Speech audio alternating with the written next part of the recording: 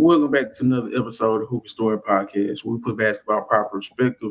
I'm Daignault Ball. I'm here with Ray, Chris, and the other Chris will be joining us later.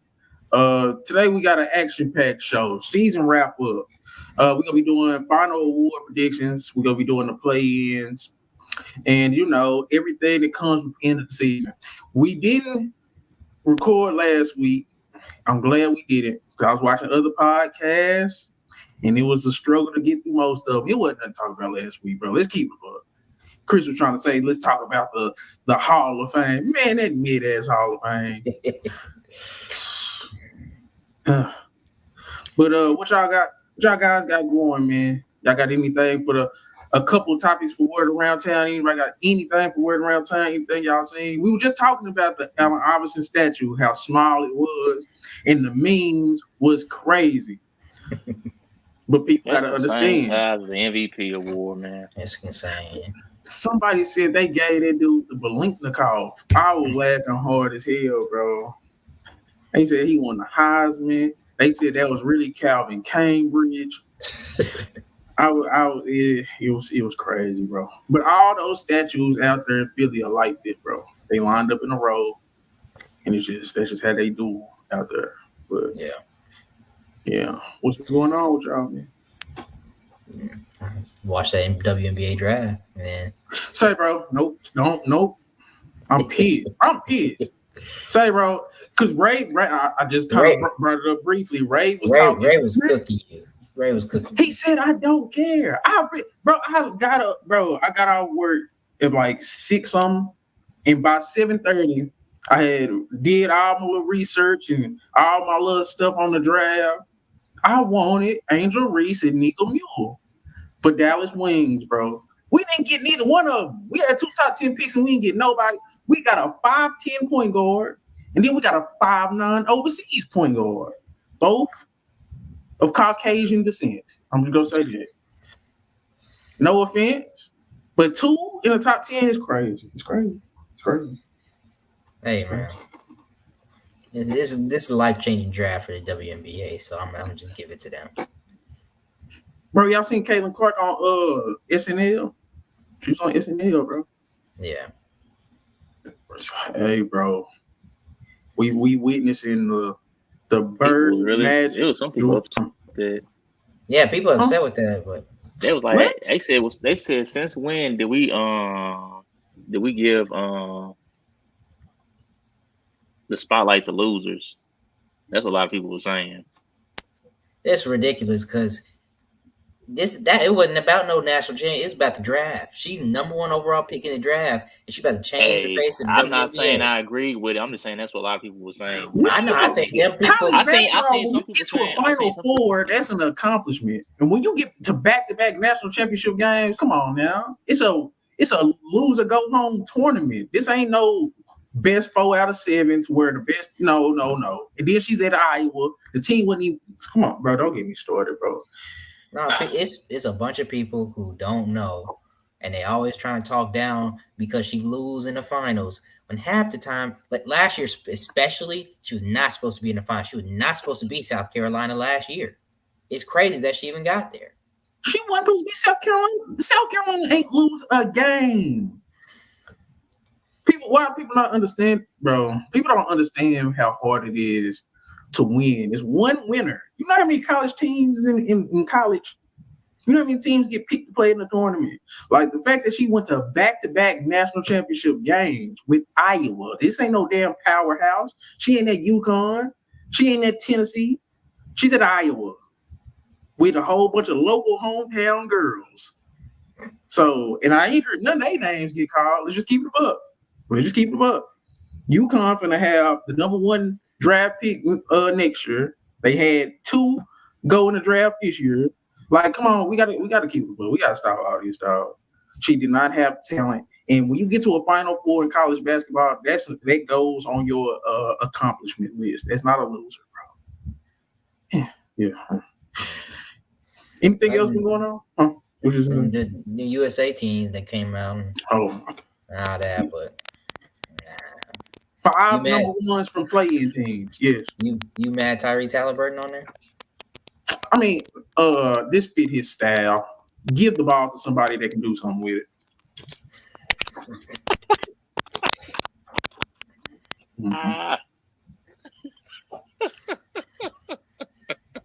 That's crazy. Hey, it's gonna get heated. It's gonna get heated later on in this show. I already know. Y'all have to say, bro.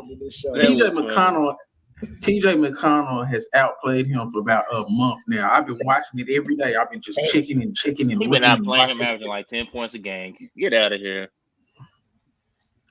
Ass Indiana. He outplayed him in a couple. You can say, like the 2 minutes they was on the court together, he outplayed them. Before the whole game, stop it. Man, they put TJ McConnell in the closing lineup with Tyrese Halliburton. Like, say, man, get that boy some help, bro. How many teams McConnell played for? Oh Lord, here we go. What does that mean? TJ McConnell, damn near. Should he? I ain't gonna say he should get no 6 man of the year consideration.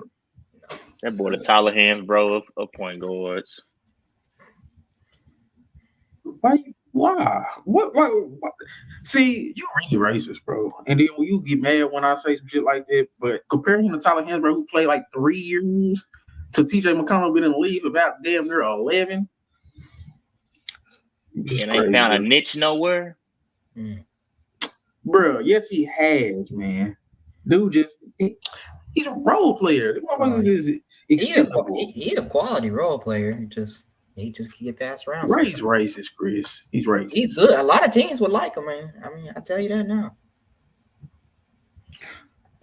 They gave Grayson Allen 4 years, 70 million. That's right. That did happen. I was like, okay. You talk about that Jrue Holiday deal, or that boy? I don't know. He was playing with a chip on his shoulder this year. No, this was his best year. Bro, this my thing. See, me just following Grayson Allen when he was at Duke, people hated that nigga like he was JJ Redick when he was at Duke. He's just such a dirty player. But he was trying to get people hurt out there. That's why they hated him. But he was good. Man. I just think, how bro. Good you out there trying to turn people's ankles and trying to break people's arms and put their arms out of socket. They don't care how good you is. He got more opportunity. And then that's more of his style. Just catch and shoot, all them other dudes taking up. Bro, he playing in Milwaukee, bro. It ain't no damn space in no damn Milwaukee, bro. You got like 3-4 dudes on the court at all times that can't shoot the damn ball. So, I don't know. I like Grayson Allen. I like his deal way more than goddamn Jrue Holiday. How old would Jrue Holiday be by the end of his deal, bro? Yeah, I think we were 37. He's like turning 37 or something now. So I don't know if I understand paying these old point guards like this, but I'm not paying nobody that damn old. Every year it's gonna be a wait and see. What did Jrue Holiday do this year to make you just be like, yeah, man, this is what we was missing? Man, that contract really ain't all that crazy for that boy. But the only thing about it is just I wouldn't have gave him that 4 years. I would have, gave him the same annual for maybe another 2, but a 4-year contract is crazy. That's more reasonable. 2 years, you know what I'm saying? Even 3 if you got to. But then I at least would have seen what this year would have finished with, because I mean, even still with the money they throwing out at these niggas, that ain't no money. I mean, it's just one of them things where it's like I just kind of feel like, Jrue gonna do what Jrue do. It ain't like he's one of them that I'm never gonna ask too much for, but it's like when we just talk about the Boston Celtics as far as what I feel like he does his job. We don't talk about him when we talk about the Celtics. Who we talking about? JT and JB. Like he does what he's supposed to do. Now, I feel like that if you just talking about what he does, I feel like Derek White may be more deserving of that contract. That's just me. Did he get paid? I don't know right now. I know he got traded, but I don't know if I don't know if he actually ended up getting a contract. Because my thing is, because you still gotta give Jason Tatum. You still gotta give Jason Tatum the supermax. You still gotta give him that supermax when he come up. because I think he get paid next season. If I'm not Let's see. mistaken. Derek White signed a 4-year, $70 Man, million after next contract. season, they gonna definitely restructure that. What's that Jrue Holiday, man? It just look good right now, but they restructuring that. He is not about to keep on. You said Derek White got a what, Chris? They gonna keep He signed a that. 4-year, $70 million contract when he was still with the Spurs. 4 years. Also, So that's I'm not trying to see. Yeah, so at the end of the 2024-2025 season, at the end of next season, he'll be a free agent. So Derek White will enter the 23-24 season without a contract extension. Man, what the hell is they doing? Well, and this is my thing because Jrue Holiday still had a year left on his contract that he had with the Bucks. So he would have been a free agent, I believe, in 2020 after next season. So I'm not mad at the contract that Jrue got. I just don't feel like Boston was the team that should have gave it to him. I feel like if you're gonna get that contract to somebody, you give it to Derek White, somebody who clearly, when you look at what he does on defense, he's doing a lot more than what Jrue is doing right now. If we just talking about somebody at his position, as far as steals and blocks, we're not talking about Jrue as no defensive player of the year or just a top defender on his team like that. We talking about Derek White more than we talking about Jrue. Yeah. And on top of that, Jrue is older. Jrue is older. This nigga Derek White is 29. Jrue is what, 34, 35? This nigga is I would have gave Derek White that contract before I gave it to Jrue. Yeah, I would have let Derek White. I would have signed Derek White. I would have let Jrue's contract play out. And it's like, okay, nigga, we'll bring you back on a cheaper deal, but if not, we'll let you test out free agency. Like, you already got a chip. What else you need? Yeah. Like players like that, you know what I'm saying? Yeah. It's like, okay, I got my chip. Now let me go get my bread. But I'm not mad at it. Like, hey, shout out to Jrue Holiday. I mean, he literally got the same as that contract that he got when he won that chip with Milwaukee.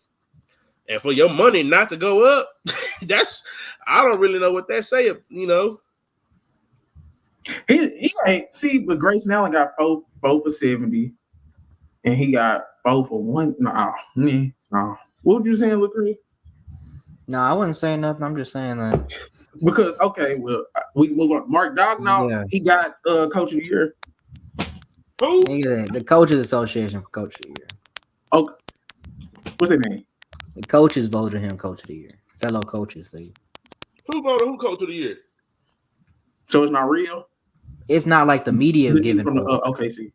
You say it again. It's not like how the media vote on Coach of the Year and rookie all the other stuff. The Coaches Association, they just voted for who they think the best coach was. So that's what he won right now. Oh, so that's bullshit. Then they drive too much. I mean, that's really more credible than the media, but yeah, it should be, in my opinion. I was just gonna say, is it? OKC Daignault. It do say this NBCA Coach of the Year. Yeah. It's gonna be interesting to see if the media think the same though. No, yeah. He should get it. Him or Jamal Mosley. And we go get to our predictions. Chris, that was a hell of a fight because Chris predicted Jamal Mosley for the Coach of the Year, and I didn't even understand where that came from. But that was damn near close because I think he's second in the odds right now. That was the last pick. Odds don't mean nothing to me. He's not. It's another sleeper too. You said Joe Mazzulla. This ain't got the best record damn near in Celtics history. That nigga damn near 6 on the goddamn board. Odds don't mean nothing to me. Joe Mazzulla ain't getting that. Okay, yeah.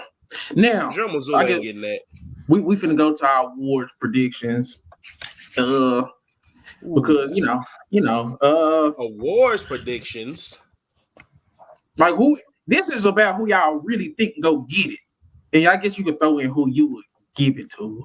But I'm telling you who I'm choosing. If it was me, I'm telling you that's okay, that's cool. Well, shit, I got an award because when you whoop ass the way you did, you get to play this type of music. Let me pull yours up. I got yours. Let me see what you have. And you get to walk with your nuts on the table. Tell these boys how you whoop that ass. That's how you walk when you put that belt to that ass. You got Josh Giddey on your goddamn board. That's how you walk when you put that belt to that ass. Zion, Hey, man. You had a superstar team, man. You had, man, your team. Talking about that. Man, let me tell you this. My team didn't get hurt halfway through the season. We would have cooked y'all. Man, I don't want to hear that with that. Your third place is null and void. I had to go back and look at records. I was like, absolutely not. Nah, Chris can tell you my lineup stayed hurt every time I played him. I don't know what it was. I don't know. I'm over there trying to make. I'm like, I gotta make roster cuts, but if I cut this person, somebody gonna pick him up, and I ain't better get him back. So I'm low-key an idiot. I damn near was confused the whole season. You said you did what? I was confused the whole season. I didn't know how to play that shit like that. They talking about dropping people, adding people, and I didn't know what to look at, man. I just was getting people I was thinking was good. Them niggas wasn't doing nothing. I gave up. I ain't gonna lie. Y'all heard static? Who is this? Is it me? Yeah. Hold on. I think it was you. I don't think it's you, Chris, because I was hearing it before you came on. That's why I think it's me. I only heard it when you was talking. But y'all still hear it? Award predictions. Mm-hmm. So we got most improved player, coach of the year, sixth man, and then what? Rookie of the year, offensive player of the year, defensive MVP, right? I don't care what y'all say, man. If my nigga Zion would have been being Zion the whole year, I wouldn't have been looking too crazy about my pick. Who want to pop it off? Wait, so what are we doing? Are we doing by award or? Yeah, you can do MVP, DPOY, Let's start with it. Let's start with most improved, and then we'll go all the way up. All right. Who want to start? So we're gonna start with most improved player. Uh-huh. You know, so I'm not saying that this is this is. So I don't know if y'all heard this, and I just want to get y'all opinion before we give our answers. And of course, I just like to list.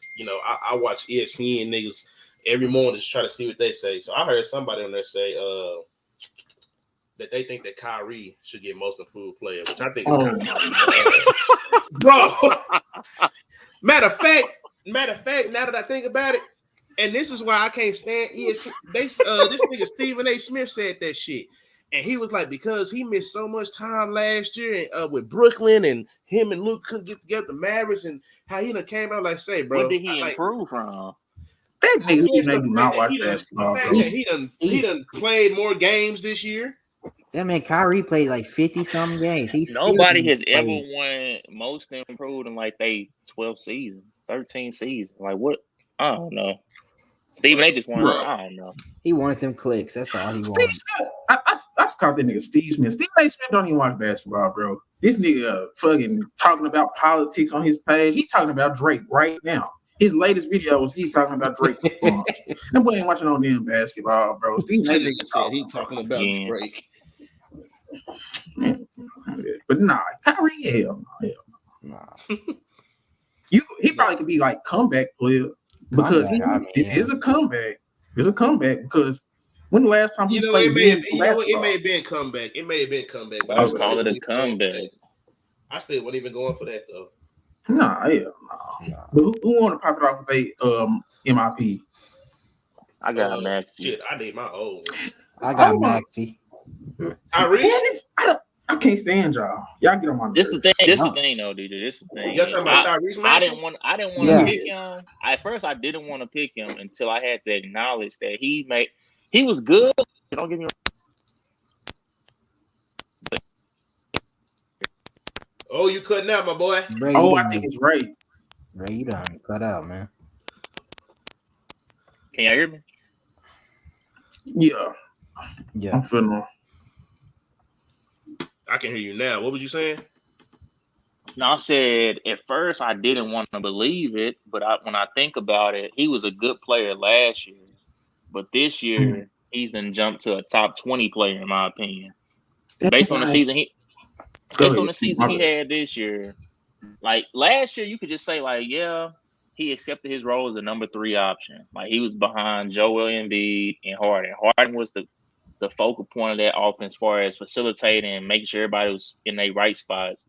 And Maxey just played his role. This year, with Embiid missing so much, we seen another leap that we seen a leap from him. Just he like a legit 2 option. But then when Embiid got hurt, he took. Now they did struggle a little bit, but we seen him go even to a whole nother height of what he could be in another role that he wasn't even supposed to be in. So, with that, I think that boosted his case a little bit more. At first, I was like, he's in the argument, but he's not going to win it because people are already going to be like, I mean, yeah, he's good. But we seen him take a jump this year that nobody had him thinking he was going to take that jump this year. Yes, we did. That's the part that I don't like. Yes, we all thought Maxey, now that Harden was gone, was finna do what he's doing, man. Or had the opportunity to do it. You had Tyrese Maxey being an all-star coming into this season. I'm not surprised. I don't think we would have seen this if Embiid would have been there the whole year, bro. It's just hard for me to see him being able. That's why I'm saying his case got stronger. I'm not saying that's who I picked, but I just don't think we saw this. My problem, because it's the same thing with the Ja Morant. It's the same thing with the Ja Morant in my pick. Like your natural progression as a upcoming star player could put you in this situation. The fact that everybody like, oh man, Tyrese Maxey been Harden really getting in the way. We were saying this type of thing, and like now that James Harden is gone, Tyrese Maxey is finna blossom. I was hearing a lot of people say that, including myself. Now, Ray, I get what you're saying because you didn't believe in none of them. Because Ray didn't believe in none of them. Like when we did our preseason thing coming into the season, he said he didn't trust Embiid, Maxey, or Harris. So I can probably see why you thinking Maxey. But for most people, we like, man, Maxey is finna turn up. And when he was the number 1 option, he clearly showed he can't be number 1 option. Them dudes went, that shit went into the toilet. I think a most improved player is somebody like a Jalen Johnson from Atlanta Hawks.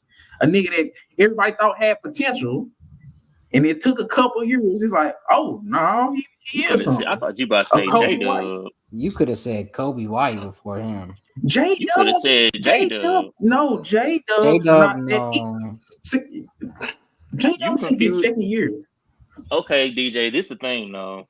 You got your pick is Jalen Johnson. I mean, I would take him over goddamn Maxey. I'm saying, what is your pick though? My pick probably would be Colby White. I don't think nobody on that board is voting for Jalen Johnson. So you can just go on and wipe that slate clean. Jalen Williams is number 3. So here's the MVP, the most improved player odds. It's Tyrese Maxey 1. Colby White 2, J-Dub 3, Kuminga 4. Even Kuminga has taken a leap because a lot of people was, Man, Kuminga took a leap for a little. He started showing us until like the second half of the season just about.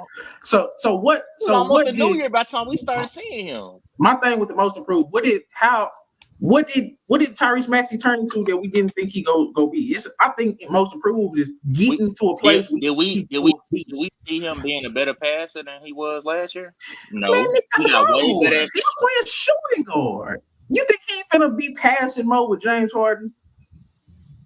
Just because you think he gonna do it, don't mean he is gonna do it. You still gotta go out there and do it. Like what? That's what you call improvement, ain't that? When you doing something different, you and you improved in it. He did improve. He took more shots. Like what are we doing here? You can take more shots and not be efficient. He's still efficient with more shots. Okay, let's break it down. Last year, he shot 15 shots a game, 48. He done dropped the field goal percentage and 3-point percentage. Going to get that out the way. Yes. But he's increased field goal attempts. So he's added 6 more points. He added about 3 more assists, but his usage has went up. He's averaging more minutes, more shot attempts. What you think was going to happen? That's what I'm saying. Jalen Johnson. Now let's look at what Jalen Johnson did last year compared to what he's doing this year. And I'm not J-Dub out just because it's like argument about Jalen Johnson versus for real. Y'all just want to give us a Tyrese Maxey because he's an up and coming star. That shit's stupid. We already knew he was gonna be a star. Dude was an all-star. How you an all-star and most improved? Like, come on now. Because he wasn't an all-star last year. Jalen Johnson and no one thought he was going to be an all-star. DJ be going Jalen Johnson was averaging 6 DJ points be last going, year. DJ be going to Sundance festivals and be mad that they don't get an Oscars award. So Jalen Johnson going from 6 points to 16 points. Y'all not understanding the difference between a nigga that wasn't in the rotation to being a key piece? 6 points last year. So he got more minutes and more usage, and so he doubled his minutes, he doubled his usage, he doubled his impact. That's real most improved. Going from 20 points to 26 points, and you getting about 6 more shots. And no. I think most improved is the big leap from goddamn nothing to something. Maxey just went from good to even better. That's all I'm saying. All right. I still got Maxey. So 2 Maxies. Chris, who you say? Oh, they need muted. But shit, most improved. And who the hell I had on my shit? Hold on, let me find it. You had Josh Giddey in your preseason predictions. Well, that's preseason, but clearly,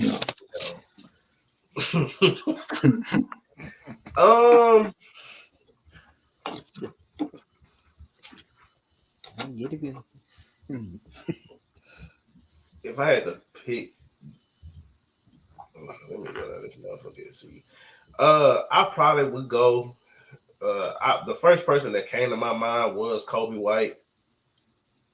If I was just going off of that,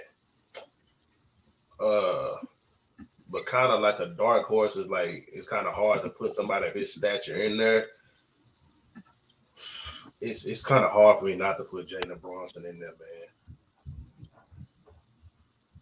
Just as a most improved player, I know he's not gonna win it just because he already at an all-star caliber talent as far as Jalen Brunson. But the first person I thought of was Colby White. I wanted to do Jalen Brunson, but I was like, nah, he ain't gonna vote for it, no way. But just because of like all the injuries he had to his team this year, and somehow this nigga drugged these boys to the 2nd seed, and we saw how many points per game he had to put up in them games where he was going up against niggas in the East just to drag them to the fact that he's at the 2nd seed is crazy to me. I did not think that when all them boys went down for the Knicks that he was gonna get that high. I'm gonna just keep it, I get what you're saying, Jalen Brunson. I think like I said, with Jalen Brunson and Tyrese Maxey, from Jalen Brunson going from a second guy next to Luka that came out of nowhere as a second guy. And then I feel like last year. So I feel, and the only reason why I say that is because I feel like last year was kind of more or less like, yeah, he's the point guard, but they still trying to figure out. I think they were still trying to figure out, the dynamic between him and Randall. So he didn't really get to show as much as he could have until, they got to the playoffs when Randall was gone. But this year where it's like you got so many niggas out and just he's shown that, Dallas should have probably went ahead and paid that nigga a year before they went on that Western Conference final run. Oh, yeah. So that's just kind of where I'm at. Like, okay, the first year I wasn't too toe up. This year I'm like, if we didn't have Kyrie, I'm like, we probably should have went ahead and paid this boy. Because you can't tell. I just feel like if you ain't got Luka with the games that he's missed next to him, we would have got the exact same production. I told y'all about Jalen Brunson when he was doing what he was doing. Jalen Brunson clears Kyrie. It's not close. But just no, he don't. Hold on. That's crazy. That's crazy to say. Jalen Brunson don't clear Kyrie Irving. So he does not. MVP candidate. That don't mean, bro. As a number one option right now. As a number one option right now. Gosh, Chris, as a number one option right now. When you take into account their age, taking account their injury history, and just whatever craziness on and off the court. I'm sorry. Give me Brunson right now. Sure. He was correct. This nigga right now going forward. I love Kyrie. I love Kyrie. But Kyrie ain't. I'm sorry, I've seen too many times. Kyrie ain't built for that role that Jalen Brunson is doing right now. He don't want to do that. Jalen Brunson is a mini Luka. He's a 6'1" Luka. He's not gonna get him number one. He is the clear. He is the clear driver of the bus. He's the clear driver of the bus. Kyrie needs another driver. Like, yeah, I could be your co-driver. Like, I'm not necessarily a passenger, but I can drive the goddamn bus with you. But Kyrie don't want that. Exactly. We saw it in Boston. So I'm just like, I like Kyrie, if you want to say talent-wise or whatever, but if we're just talking about mentality and just willing to, you know, put the team on back and carry niggas, do injuries and everything, give me Brunson right now in today's NBA. That nigga that nigga, when I be talking about a nigga knees hurt from carrying a bunch of bombs, my nigga Jalen Brunson knees got to have ice packs on them motherfuckers right now. He done got them to a number 2 seed. Did any of us had the Knicks as a top 3 seed at the beginning of the season? Did any of us had the Knicks as a top 3 season? Yes or no? Hold on, go ahead. Nobody had the Knicks. Nobody had them 4. Ray had them 4. Chris had them 4. I was saying I probably had them 4. Yeah, I had them 4. So nigga, you're talking about top 2 where you're pretty much guaranteed home court advantage unless you get to the finals. And they ain't guaranteed to make it out the first round. They really ain't. I ain't gonna care. They not guaranteed. He gonna still be in that Jalen Brunson is a better pick than Tyrese Maxey, going from a goddamn all-star level player to damn near an MVP level player. That's a bigger jump than going from goddamn fringe all-star to all-star. I just said Jalen for the argument, but like I would give it to Kobe. No, that's a big. I would give it to Kobe. Bronson I think Jalen Johnson actually is the most improved player. Yeah, but ain't nobody gonna give Brunson. No, but I'm saying who made a bigger jump between last year to this year, Jalen Brunson or Tyrese Maxey? Jalen Brunson, because when you think about it, they both had to play. They both had to play through team injuries, and look who got their team at a better spot. Facts. So it's like they both had to go through it. And his sporting pass ain't shit either. We ain't finna act like Tyrese at least had some help. Who finna decide to keep Tobias Harris over me? They decided to keep that boy. He missed a couple games too. I mean, Philly was banged up, but it's just like if you put Tyrese Maxey on that Knicks team, them motherfuckers. New York was banged up too. New York made trade. New York traded for niggas, and the niggas they brought in was getting hurt. I mean, so I that's like I said. If I had to pick an award because I know that Jalen ain't gonna get no MVP nod. Just y'all know what I've been on all season. They just gonna get that to the best foreign nigga that we got. Y'all know how I've been talking about this MVP for the past 2-3 years. They gonna give it to the best nigga that came from overseas. But other than that, if I just I just threw Jalen's name in there just to kind of see how y'all felt about it, just because I feel like that says something when you take the leap that he made, and we talking about most improved player.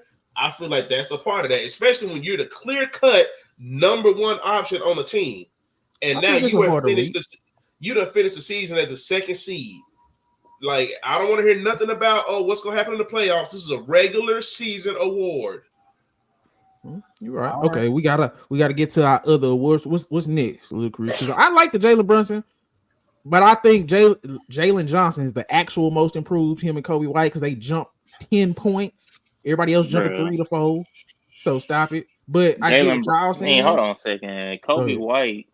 I think Colby White more. He done had a season where we seen him progress every year. He got to 15 points in 1 year, and then he went back down. The next year at 19, I was saying he seen what it's not our fault. Okay, that's you, right? Leave the studio and come back in. So I don't know why yours keep on going in and out. What you want? You said what you want to do next? You want to do? We do Coach of the Year, 6th Man of the Year. I mean, we can go and get Coach of the Year out of the way because the issue. Yeah, we did that real quick and then go and get into the main one. Just trying to wait for Ray to get back. Ray just leave and come back in. But coach of the year, I don't know.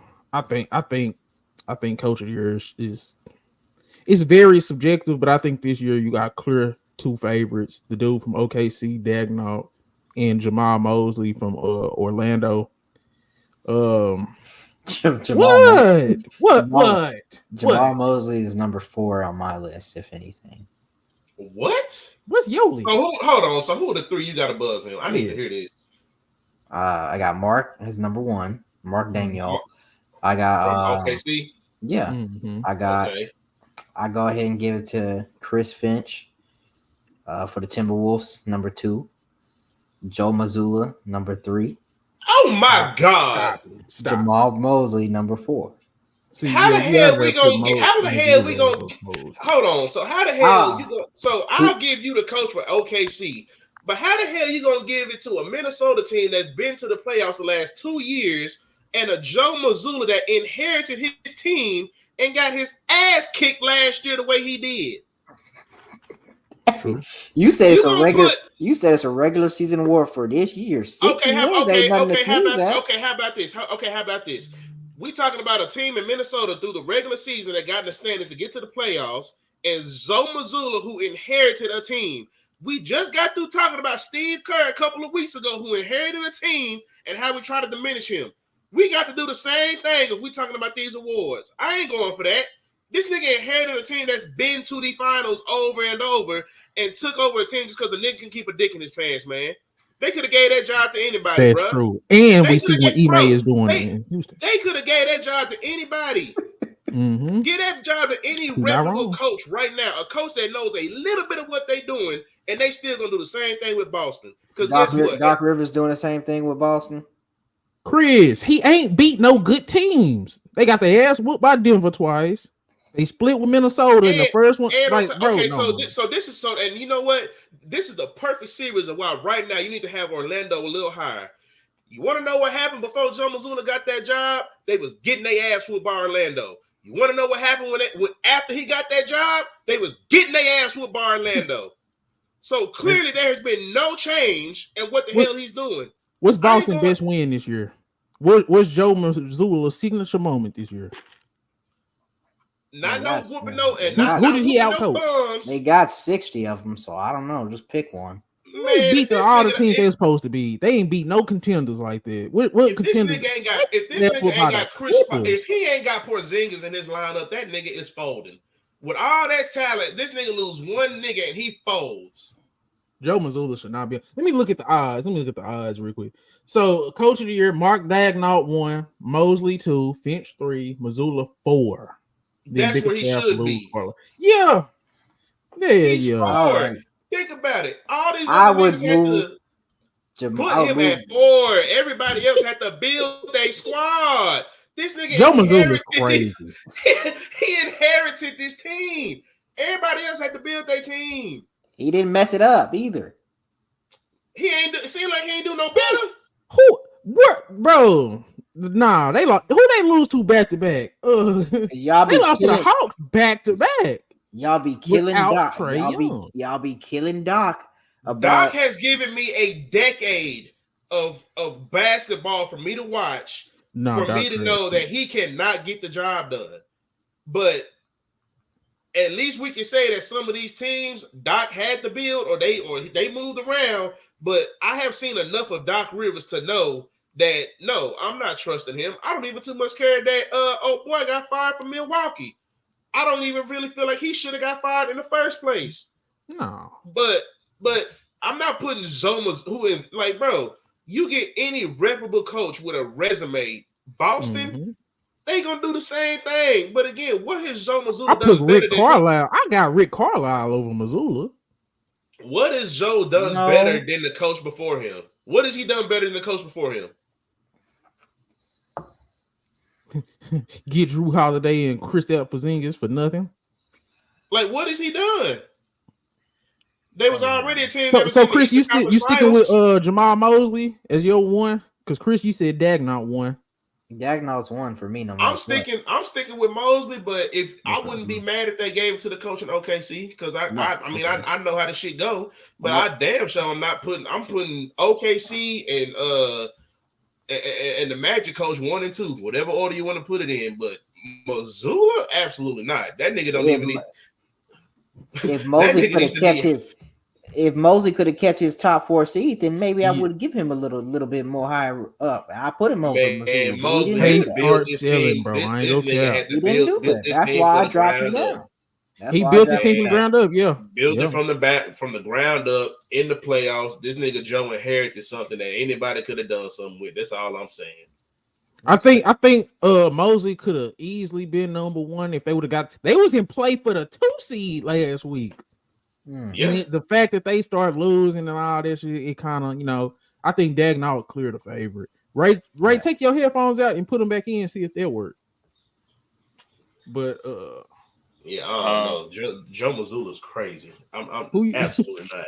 Ray, who you have for coach of the year? Because I think I got Daignault. Chris, I got Chris, 2 sleepers that y'all probably gonna. Oh Lord. I don't know how y'all gonna react to it, Go but ahead. for one, my first pick, I got Bickerstaff. Y'all can say what y'all want. The Cavs all year. The Cavs? I done them because I trust in the playoffs. They don't have nothing to do with how they perform. Damn, Ray, you cutting out again. He said you might have to turn your phone off and turn it back on. He on his phone? I think so. I don't know. He knew was going to say JB Bickerstaff from the Cavs. There was going to be a whole lot of nonsense. Bro, JB Bickerstaff? Bro, Cleveland had the weirdest season of all time. I ain't putting none of them dudes with no type of Cleveland should be embarrassed. They're not a 2-3 seed, so. Yeah. Damn. Cause I want to hear that. I don't know where he was gonna go with that. I was sure waiting because I was like, okay, Cleveland, like they the 4 seed. They were dealing with a lot of injuries. I was gonna say, yeah, I know they dealing with injuries, but they got worse when everybody got back. Yeah, they started going. They went 5-5 after everybody got back. So it's like, who knows, man? Who knows? What other award is it? You could do $6 million. Rookie of the year is easy. Rookie of the year. Yeah, rookie of the year. We can go ahead and get that one out of the way because it's pretty much consensus. I need to hear what Ray got to say, though. He need to hurry up. I'll try to hear this JB Bickerstaff. Okay, so before Ray come back, let's just talk about Victor Wembanyama his rookie year. Damn, his shit was worse than Chris P. Yeah, that was crazy. Bickerstaff is crazy. So Victor Wembanyama, everybody, he clear cut rookie of the year. How good was his rookie season, bro? Let's keep it a buck. Honest opinions, man. How much of it is glaze and how much of it is real? It's a lot of glazing, bro. Let's just go ahead and get that out the way. We gonna keep it. It's a lot of glazing, but if you just truly just watch him for his game and not as, I mean, he had his rookie moments just like any other rookie, in my opinion. But I just feel like he did so much on the other side of the ball. We were just talking about defensively. And then he had something like just different moments on the offensive side. It's almost kind of like clear cut. Like if Chet was able to have what he did on the defensive side, or just close to what Wemby did on the defensive side of the ball, I feel like it would be an easy, like, okay, it's probably Chet's because we done seen Chet just be more consistent on offense. Like he don't do much, but he do what he do. You know what I'm saying? Yeah. Like we done seen Wemby have.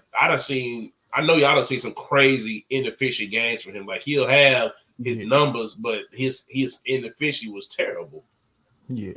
I'm sorry, he said efficiency was terrible. I'm stumbling out over my words and shit, but I mean, I'll say this about because his efficiency, he's shooting. Okay, let's go through his numbers real quick. 21, 11 and 4, 47 from the field, 33 from 3, 80 from the free throw line. That's not bad, but it's just like I mean, at this point, let's look at Shaq. I'm just nitpicking certain games. Like this Shaq rookie year. This Shaq rookie year. 23, 14, and 2, but he shot 56 from the field. Because man, you 7'6", bro. Why are you shooting 47 from the field, bro? Because he shoot more threes than Shaq. That's stupid. He putting up more shots. 33%. Hey man, 33%. That's what he do. Shit taking a lot of threes, but he's making a lot of threes. My thing is, just because you can shoot don't mean you should shoot. So what is Chet's stat line? Chet is 17, 8, and 2, 53 from the field, 37 from 3. That's really, really good efficiency. No offense to Wemby because you understand what's going on, but it's just it's a lot of glazing, bro. That's why I had Chet number 1 half the year. Okay, no, stop it. Oh, okay. I said half the year, and then half I had to switch on over and concede that. I just think, bro, it's a great rookie year, bro. But we've seen better. We're not gonna act like we ain't seen better. Yeah, I think it's just really more or less like when you just look at the Chet and the Wemby thing, it's just Wemby was asked to do so much more than Chet ever was asked to do this year. And I think that's the only reason why a lot of people concede. But like stat line, of course, okay, Chet has the better stat line. But when we just look at how much they like each player is asked to do on they actual team, Wemby is clear. And then Wemby played with a bunch of idiots, man. I'm sorry. Oh no, here we go. I'm sorry. Like, there's like I'm not gonna sit here and say that his 3-point percentage probably wouldn't be just as bad, but just his percentage from the floor should be easily over 50% if niggas just pass him the ball. Like, I have seen games where it's like, okay, my nigga running to the lane, it's a mismatch if you ain't got at least your 5 or 4 on them, and they just not giving this nigga the rock. Yeah, and they made highlights about it, so it makes it seems like it was worse than what it is. But I didn't think it was that bad. Man, nigga, I done seen some terrible shit.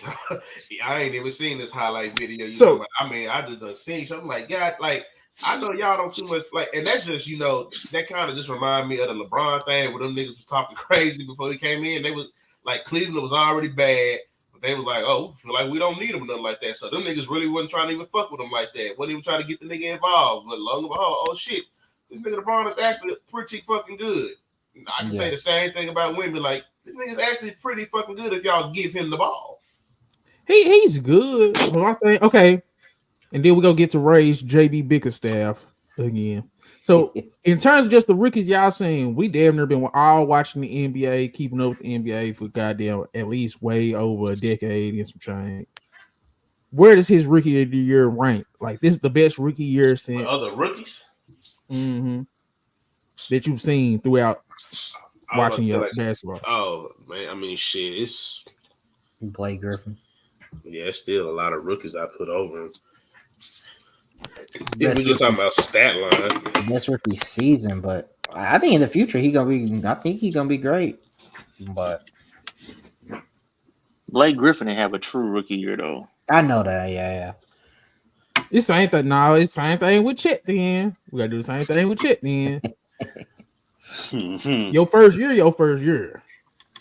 Kinda. In terms of stat wise. Man, it's a difference between being a bona fide and being it's just your first year playing. Okay. Well, just because Blake, I ain't gonna stun. Blake Griffin was 23, 12, and 4. 51 from the field.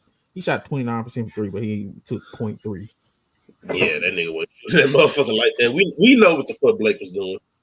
But my thing is, I just think people is just super glazing it. But Ray, what's up with your JB Bickerstaff? Oh no, I was on before I was rudely interrupted. But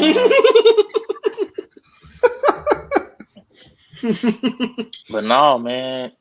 Who else in the top 4 seed on either conference where their best player was hurt just about the whole season? Mitchell was hurt damn near the whole season. Mitchell only played like 50 games. Let me see. Because I looked it up. I said, damn, Mitchell, like he played way more than that. He only played 55 games this year. Yeah, they was competing with everybody too. It ain't too many teams you can say. You correct me if I'm wrong. I don't think they got swept by nobody this season though. They didn't. And I think Jared Allen was a big piece of that. I think Jared Allen don't get the credit he deserved for the season he had this year. The lights so how are do too y'all bright. feel Last about Evan Mobley? He kind of he made me. Wait, did y'all see that poll I put up between Evan Mobley and Chet? I remember people saying Evan Mobley was the next Duncan, the next Garnett. Motherfuckers were jumping out of windows talking about Evan Mobley. Most motherfuckers don't even think he better than They Chet. must have compared him to Duncan just because of mannerisms. That's the only thing I can see as in comparison. Skill wise, they not even like close. Chet, you saying that like Chet ain't nobody. No, I'm just saying when Evan Mobley was hyped like a motherfucker coming in. People was really thinking Evan Mobley was gonna be that. That boy is a role player, bro. They compare him to Duncan. Yes, they was comparing him to What was his Kevin numbers like in Garnett. college? I feel like it's. What was his numbers like in college? No, I mean, I'm not even so good. much looking at numbers. I mean, I'm just looking at stature. Like, okay, if you want to try to compare him to KG, that's what I think he can do. But that nigga Not too small to even do that. anything.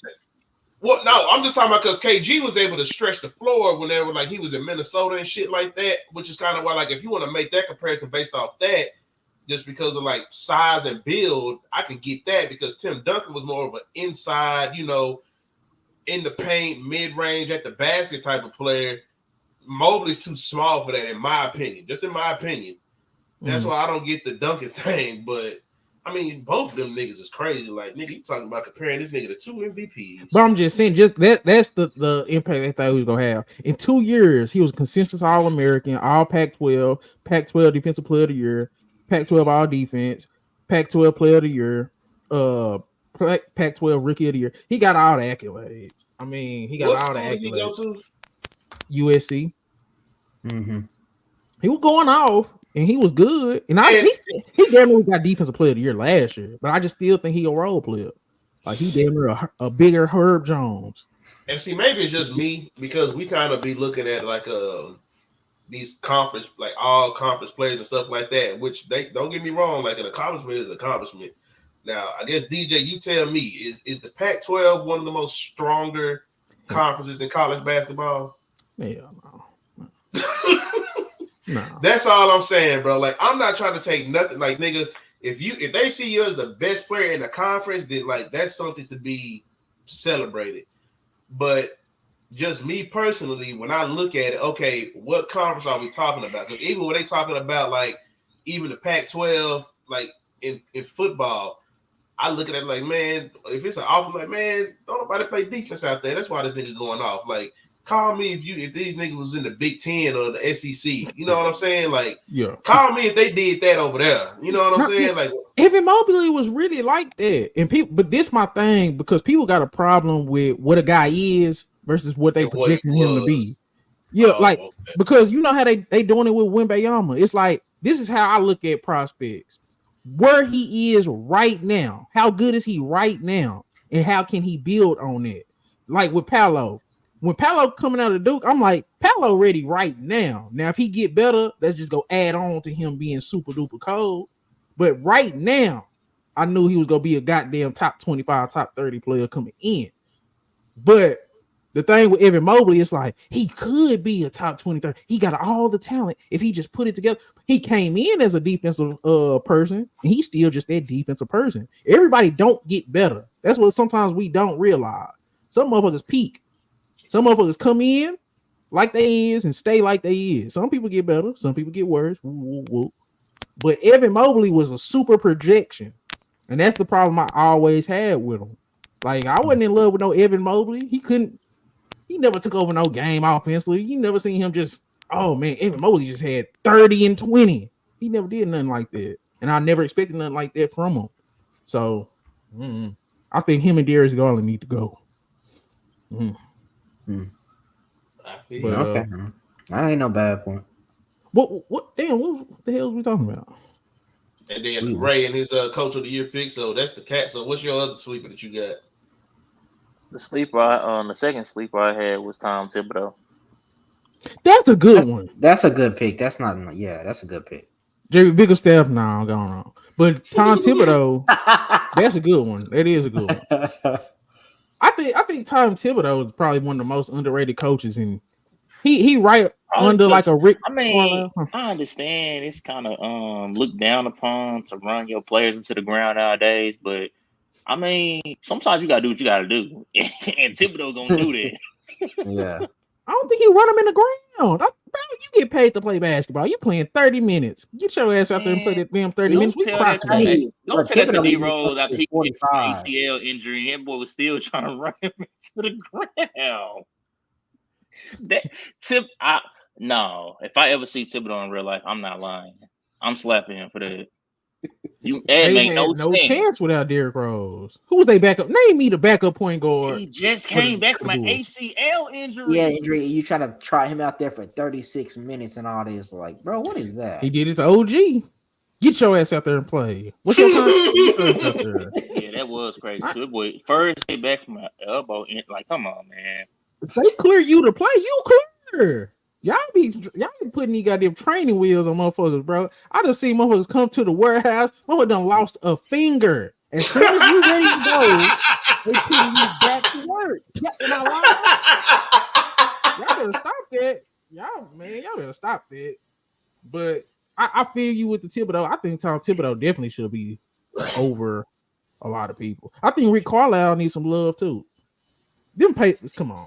Pacers. This nigga said, I done seen niggas lose a finger and they back to work. Bro, I work with a dude. He lost goddamn half his goddamn ankle. Nigga came back in that hole limping and everything. They still put him to work. They put him in the office for a couple weeks and they put that boy back on the floor. No choice. But I guarantee you, if they gave him a choice, he'd be like, I will see y'all when I'm fully healed. But that's my problem. That's not how the world works. Probably that I don't have no sympathy for that. I don't have no sympathy for that. Now I'm saying I'm not gonna blame Thibodeau for running motherfuckers into the ground. Shit, I need you to win. So you win now. Thibodeau, that's lose out in the future. That's all I'm saying. I mean, shit, gotta get there to get there. All right. Damn, we've been on this for a long time. What else awards we got? We got MVP, 6 man. Do that. DPOY. We did 6 man of the year. Oh, my bad.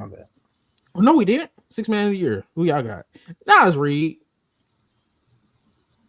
Give me Malik Monk. Malik Monk. That nigga ain't even coming back, and them niggas in the play-in. Give me Nas Reed. Man, bro. Malik Monk, majority of the season, has been the best player off the bench. I'm not giving it to Nas Reed. Yeah. I'm not giving it to Nas Reed because these last couple regular season, now he flashing for everybody. I've been told y'all he was a good bench player.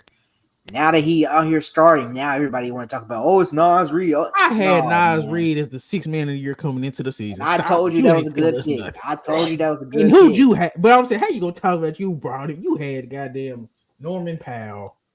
That's a good pick too, man. That's a good pick. But I'm just saying, don't say you told me about Nas Reed. I'm the only one who picked Nas Reed. They still got Norman Powell as a no, his odds not up there. Did it drop?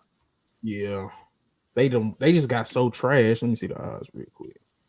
Because I just had them. Malik Monk is number 1, Nas Reed number 2, Powell number 3, Portis number 4. Portis need more love. Bobby Portis does need a lot more love. I wouldn't be mad if that nigga won him one.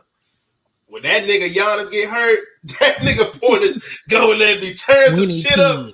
That nigga be cooking, boy. Yeah, I remember that game we talking about. Bobby Portis got 6 threes or something. Oh yeah, bro. Bobby Portis, when he get the starters minute, he's 20 and 10. KD, right? Yeah. Oh yeah, that's when he's cooking your boy KD. Hey, don't run from that Suns talk either. When we get to that. Oh yeah, we get there. You know what I'm saying? When we just spent that first hour on the word around town in the wars, we finna get to the shits. But I mean, I'm gonna still stick to my Norman Powell. I mean, of course, I know he ain't gonna win it. I know they're gonna give it to. I mean, I wouldn't be mad if they gave us any of them other two, but I mean, for the nigga to be finished third, I ain't too messed up about my prediction. Yeah, I ain't bad at it. I'm still standing on business. I'm gonna say Norman Powell. I know he ain't gonna win it, but it's cool. Let me see, because Norman Powell, god damn, that boy be scoring the ball, bro. That boy 14 points, 49 from the field, 44 from 3. Come on now, that's crazy. Yeah, whether he is from the free throw line, that almost sound like a 50, 40, 90 nigga to me. 83. These niggas, I don't see how niggas can't get to that. Well, 90 is probably hard as hell. Yeah, nigga, that's a free throw. I'm sorry. Great free throw shooters to be at 88, 87%. Can't get past that. Yep. Malik Monk, 15 a game, 5 assists, 3 rebounds, 44 from the field, 35 from 3. He just out there chilling, bro. I mean, he's I don't know. They look at him. like It's different for Malik Monk because they don't really have a lot of shot creators outside of De'Aaron Fox in that starting five. He's the next one, the next best shot creator on their team. So that kind of, I don't know. I feel you, but Naz Reid done played 81 games, 14 and 5, 48 from the field, 41 from 3. That's crazy for a big man. So it's like if it was 10 years ago, yeah, but nowadays nothing surprises me about the big man that what they can do. That's not taking away from what they can do, but I'm just saying it don't surprise me more. So Ray, who you pick? I had Monk, but I mean, you had Monk too. Okay. Yep. That's just my personal pick, but who actually gonna win it? I know Monk probably not gonna get it. I think they're gonna slide it to Nas. Maybe Monk will get it though. I don't know. Hey, you know. Let's go Nas. Now we got defensive player of the year MVP left. I don't want to get into this. Wemby just to make you upset.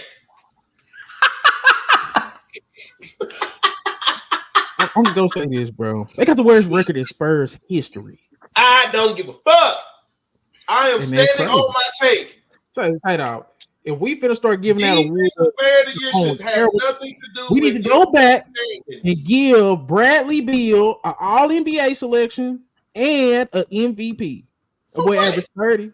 Who did he deserve? All NBA over? We made fun of Damian Lillard last year, averaging 30 because they own that shit empty stats, man.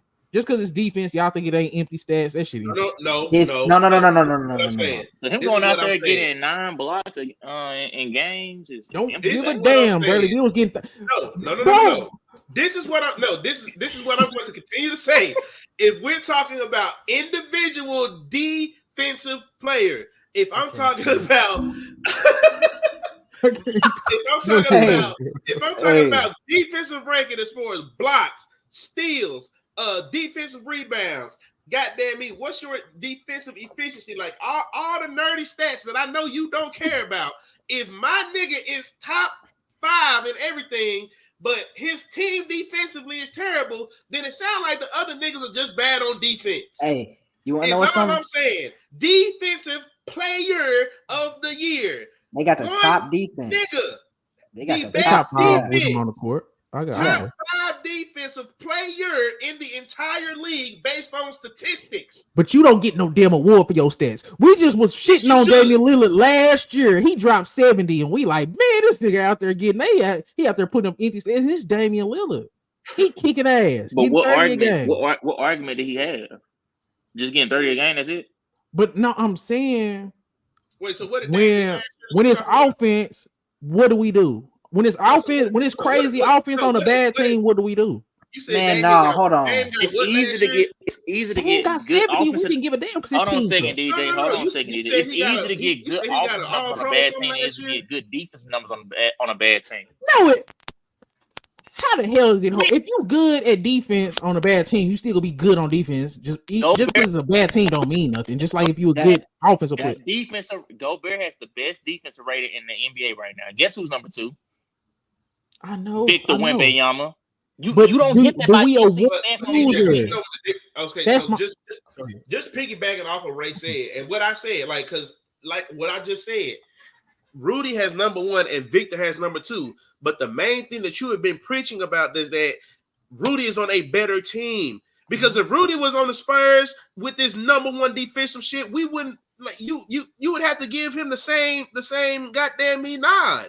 Like, yeah, we would say we don't give a damn, especially if it was Rudy Gobert. That's what I'm saying. Like, that's what y'all would say, man, Rudy Gobert don't give that nigga shit. I swear y'all would. You on a defense team as bad as the Spurs. When you on a defense team as bad as the Spurs and you still have a defensive rating that high or that good, I don't think. What's the difference between averaging 30 on a bad team and having crazy defensive numbers on a bad team. It's the same shit, just different sides of the basketball. That's different. That's MVP. The game down. Damn, your shit going crazy, Ray. I ain't gonna lie to you. I don't know what's going on, bro. What is you doing different today? He telling you. He just all he's saying is you wrong. You wrong, and you need to go ahead and accept. Y'all ain't gave me no good answer. What's the difference between calling good offense on a bad team, empty stats, and good defense on a bad team? Why is that just so much different? That's what I'm saying. If we damn near will laugh at a nigga who averaged 30 on a losing team. So he's not supposed to play good defense, and he's just supposed to put up. You don't get an award. Regular defense. No, this is where y'all is confusing me. I'm not saying Victor Wembanyama ain't one of the best defensive players in the league. I'm not saying he's not having a great defensive season. I'm saying we shouldn't give a damn because his team is ass. Just like if he was averaging 30 on a 60-loss team, we wouldn't give a damn. If a dude was averaging 20 points off the bench on a bad team, he not gonna win 6 man of the year. That's 6 man of the year. Defensive player of the year is more prestigious than 6 man of the year. Because you trying to keep that same energy for defensive player of the year and offensive player of the year, you might as well keep the same energy for every award. You might as fucking well. Well, shit, I'd rather do that than give it to a nigga that's on a 60 loss I get team. that it's 6 man, but okay, so how about this?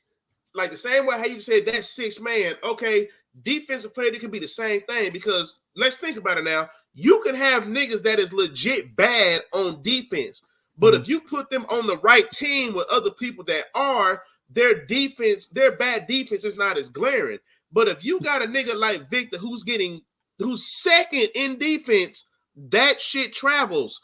Versus somebody that you put them on okay, case in point, like right now, do you see the same defense from Marcus Smart that gave him that defensive player of the year on the Grizzlies right now? We can't do that. He ain't. No. He ain't been playing. Do you see the same defense from Marcus Smart from the defensive player of the year? Marcus Smart to play 20 games, man. I don't know what that shit's some bullshit. Did you see the same defense with that nigga? But did you? Okay, but did you? Okay, so who? Okay, so let's do it this way then. Who else was in that defensive player of the year running with Marcus Smart? Who else was there? Jaren Jackson, Evan Mobley, Bam, AD, I think. So Marcus Smart, you clearly say no. We only doing it because Wemby is Wemby, and everybody want to give him something. I'm not doing it. Who won? Name a defensive player of the year that was on the trash team. Name one. Somebody just give me one. Just one. But all I'm saying is if we can do that with 6 man of the year. Hold on. If we can give 6 man of the year, I don't give a damn what team it is. You can average 20 points on the bench, but them 20 points is not equating to wins. Then I feel like we should be able to do the same thing with a defensive player of the year whose stats show that you're one of the top defenders in the league. I feel like that matters because it's cap. That's cap. How? What? Because y'all still ain't answered my main question. So what's the difference between because great defense on a bad team and great offense on a bad team? Why should we award the great defense over the great offense? If we can poo-poo great offense on the bad team, why we can't just told you that on the bad team? I just told you. Okay, you want to know why? Because I feel like that I feel like if a nigga is really that good on defense, especially when you're talking about somebody that's good on defense, but his actual team statistically is bad, but he's good, I feel like that type of shit will travel. Now, when we're talking about giving somebody offensive player of the year, it may just be because most of the time when a person gets offensive player of the year, why is it? Because they led the league in scoring. But a nigga can lead the league in scoring on a bad team, but once he goes to another team, he may not get those same numbers. That's why I feel that you can reward good defense and not good offense. Because case in point, when Bradley Beal came second to Steph, he was scoring over 30 points a game with the Wizards, and they were losing. He comes to the Suns, even though he didn't play as much, they're winning, but clearly we are not seeing that same Bradley Beal. But you take Victor's defense and put him on any team, that shit is going to travel. Using Bradley Beal is cute. That's why I threw in Damian Lillard. The same way. Dame averaged 30 on a good team. He averaged 32 last year on a trash team. He averaged 32 points. 32. No, you said 30. No, That's what? hard. He 30 didn't on get what good? You said what? You said 30 on what good team? When Damian Lillard was in Portland, all the years he was averaging 30. Okay, and he was like finishing top 10 in MVP because the team was good to go up with it. But did he ever get a scoring? Did he ever get the scoring title though? No, it's not about the scoring title. I'm saying okay. Well, no, what I'm saying is because normally I'm talking about all NBA. Like why we wasn't pushing for Damian Lillard to be all NBA last year? He averaged 32 goddamn points. Oh, like I just said, that type of 30-point shit may not travel depending on where you go. I feel like it's not about traveling, it's about what it is. I think it is. Look how hard it is to get 32 a game in the NBA. No, this is why I'm trying to answer your question, but you're not understanding. When I talk about defensive player of the year and sixth man of the year, the two positions, like how I'm trying to rally for those two to be something that you can be awarded with, whether your team is winning or losing. Because if you are a sixth man on a bad team or a defensive player of the year on a bad team, send them somewhere where they are winning, and what they do is going to travel. Chris, I get what you're saying. It makes we've never did that with defensive player of the year. Nobody's ever won. But what Dame did last year, what you're trying to say, he is not doing this shit with Milwaukee because it's not always going to travel depending on your situation. He did it before on a good team. What's the difference between him averaging 30 on a good team and him averaging 32 on his bad team? What's the difference? He finished one. He made all NBA. And one, he was top 10 at MVP voting. And then he averaged more points on damn near better efficiency on a bad team. What's the difference? They still lost. Dame's number with the numbers that Dame put up, they still lost. Okay. Was Victor Wembanyama on the team with the worst record in his franchise's history? But you see what I'm saying? You're trying to talk about his number. You're trying to talk about Dame's numbers on a good Portland team, and even when they got bad. But even those numbers that he still lost. That's why I feel like if you want to, like, how you saying, like, for an offensive player with those numbers, that's fine. But I'm not finna punish you as a defender because your team is bad.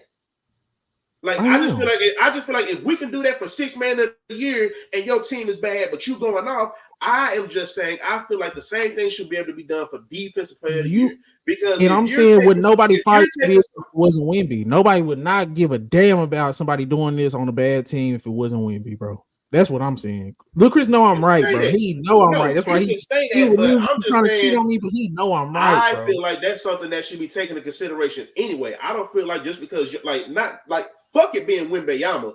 I'm just saying in general. Oh, okay. Like, so you just saying I'm not saying just for I'm just talking about in general. Okay. Yeah, I'm just talking about in general. Because we see that because if you keep it consistent, I concede that. Yeah, no.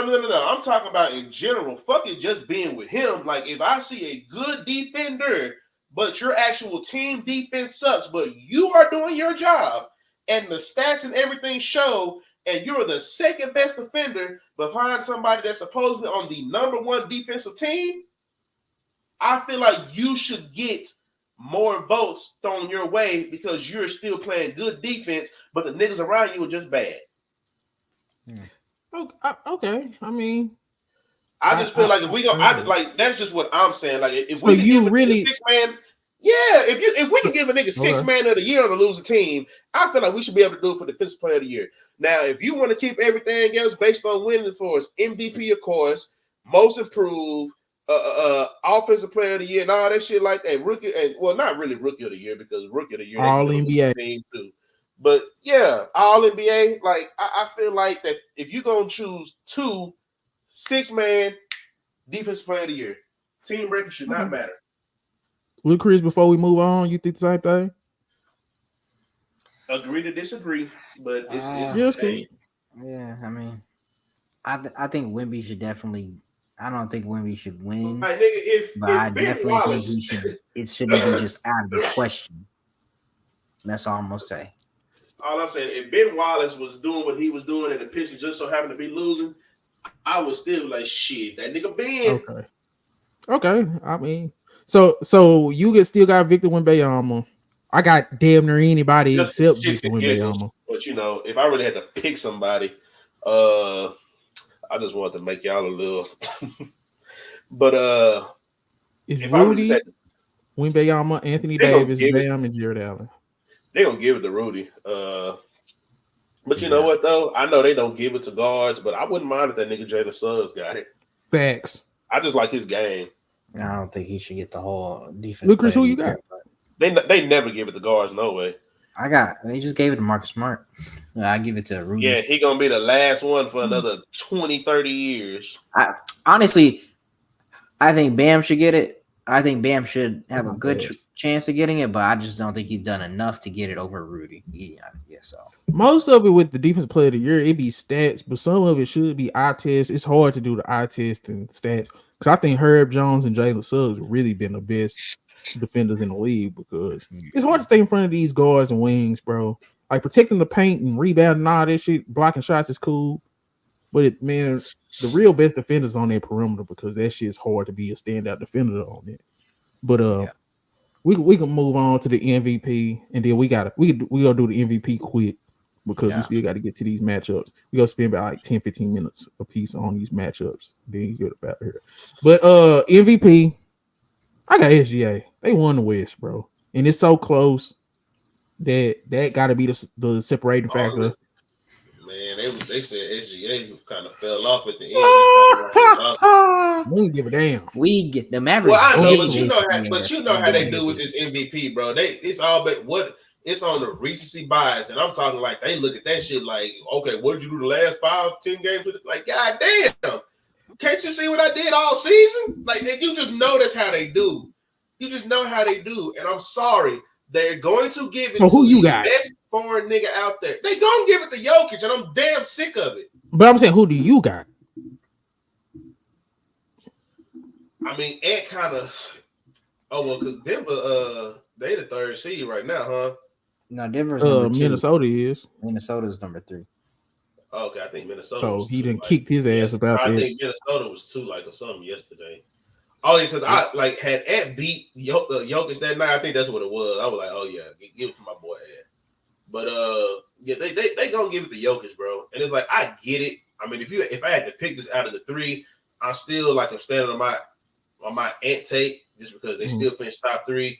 But if I just had to pick, I would probably say SGA just because out of the 3, I don't care to give it to Jokic and just off of what's been going on, it's kind of almost like you got to give it to SGA.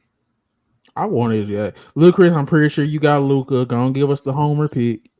It's not no homer pick, bro. It's honestly deserved. It's deserved. He's basically averaging a triple double, a 34-point triple double. Before you go on, no, go ahead. Try to discredit whatever I'm about to say, but I'm finna. I'm not finna discredit you. What I am saying though is like I can't see why you can't say why Luka kind of is being disrespected because we've seen in the past where a lot of times like a lot of niggas was like maybe winning or just topping the MVP voting.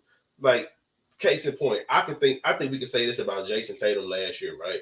I think a lot of people had him winning MVP up until the All-Star break, right? But I feel like after that All-Star break and what you do, like once the regular season ends, I think that really makes your case. And Luka has been one of the better players in the entire league since the All-Star break. If we just talking about points per game, what their record was and shit like that, all them triple games with triple doubles he was having, Luka has been one of the better players in the league. And typically what we see is when a nigga go off, from the All-Star break on, and he stay consistent with it, he's the one that typically wins, whether he's the one we talking about like is numbered like 1 through 3 top in voting or not. Yep. So so that's why I'm not discrediting what you said. I get it. I just feel like the only reason why they not gonna give it to him because he's sitting at 5. I'll say this. Yeah. I was one that said, hey, I really do feel that if Luka got them out to play in, I said it. I said if Luka get them to the 5th seed, I feel like he should be a strong candidate.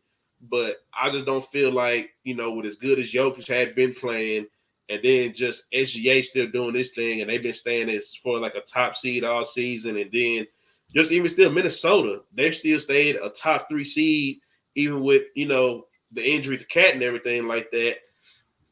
that's the only reason why I kind of feel like it was just too many other things going on for them to really just completely give it to Luka. But I get why you would like say like, yeah, my nigga Luka should win that hoe. No, he should. Go You ahead, averaging, go ahead.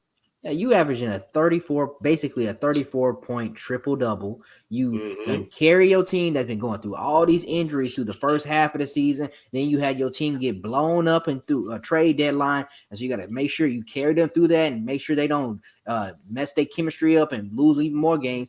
And you carry them out of the play-in into a top 5 seed. You had the best performance out of anybody in all the NBA this season. You had 73 points, over 7 assists. Ain't nobody done that before. You've been going crazy all the most important part of the season, and your roster wasn't even expected. Everybody go look at your preseason predictions. Where was the Mavericks on your preseason predictions? They weren't in no top 5, no top 6. That you probably barely had them in the play-in.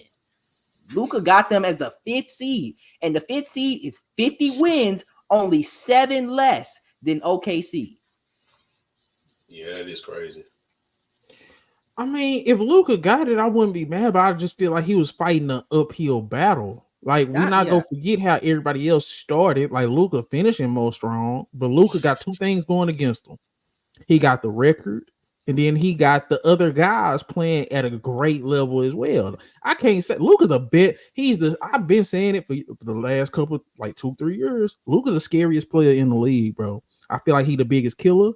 I feel like he's the best all around offensive player because he scores better than Jokic and he'll provide some of that same playmaking.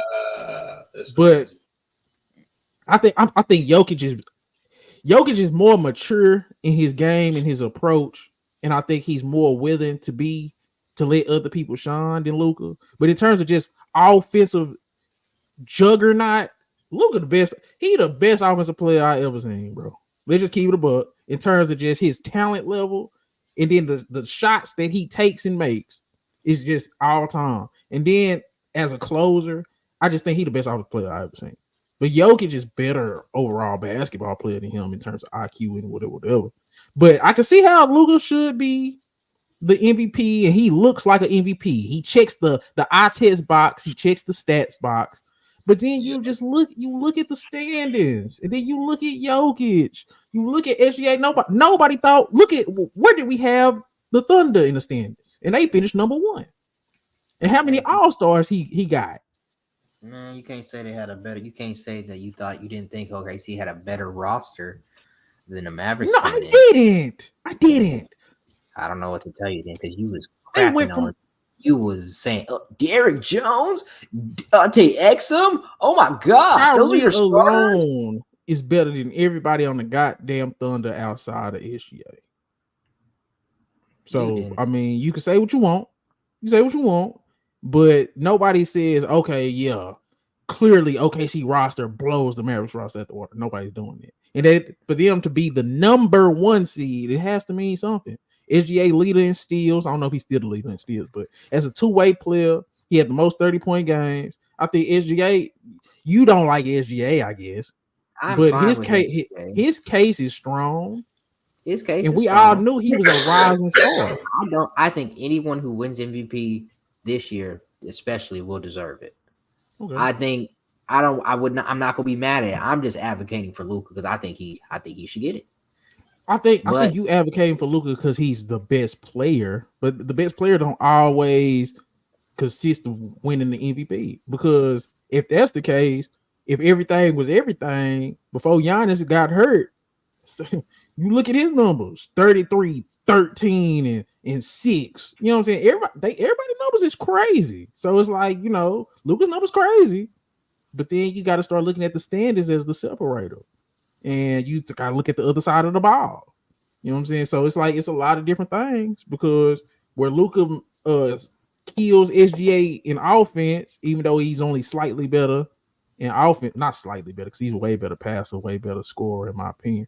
But then you look at SGA, he clears Luka on defense. So it's like sometimes that shit got to even out. We're going to see come playoff time. See, now that's that. See. Yeah, I'm ready. Yeah. Yeah. But yeah, man, we get this 4-5 matchup before I got to hop I was just gonna say. because I think Ray finna pop back on, so we try to let that one be last. Yeah, so we can get to this But 4-5 before I gotta hop up off of here. Bucks Pacers. I don't know if Giannis is coming back. Let me check his status. But when you see Bucks Pacers, we doing 4-5 in the East. Yeah. I thought y'all doing the West. You want to start with the West? Okay, we can start with the West. Yeah, start with the West. Because shit, I may not be able to be on here that long. Clippers, Mavs. Ooh. Yes, sir. Chris, let me tell you something, you fake ass fan. Hey, chill out, man. I ain't got time for that goddamn sympathy you trying to show for that nigga Westbrook right now. That nigga top 75 player, first ballot Hall of Famer. Fuck him. Luka the Don is finna put pop. Man, I want it. It's crazy. This house, I want all that smoke. I want it all. Bro, I don't know why. I don't know why Mavericks fans so bullish to have this matchup. I don't get it. I didn't want this matchup, but we got it now, so I still think we're gonna win. It's a lot of people happy that this matchup's. And I'm like, okay, I wouldn't be happy. This is one of the only few teams that can really match up player for player with the Mavericks outside of the Nuggets. I literally will have the only two teams I'll be nervous for the Mavs to play against is the Clippers and the Nuggets. So the fact that everybody rooting for this matchup and like, oh yeah, like it's a clear cut. Now I got the Mavericks, but we not gonna act like the Clippers ain't beat them before, over and over again. That's a little you a fake ass fan too. See, I ain't going for that bullshit. That's a little different. I ain't going for that bullshit. Let me tell y'all something. My nigga Luka the Don done been putting foots in these niggas' asses for years. And the only reason why they didn't want my boy and they, man, look at my nigga Luka numbers against these niggas, man. My nigga Luka been going against these niggas his numbers all by himself. By himself. My nigga got help now. For I real. want all that smoke. Nigga, We done I'm seen. gonna go get somebody in the first round. I promise you. Come Mavericks ain't losing this motherfucker. I promise you, they ain't. Luka done had enough. Luka tired of seeing these niggas, man. It's time to go ahead and it's time for Luka to go ahead and shut all these niggas up about how great niggas think the Clippers are every time they come to the goddamn season. Go ahead and shut these niggas up, man. Go ahead and shut it down. Russ, you had a good career. Yeah.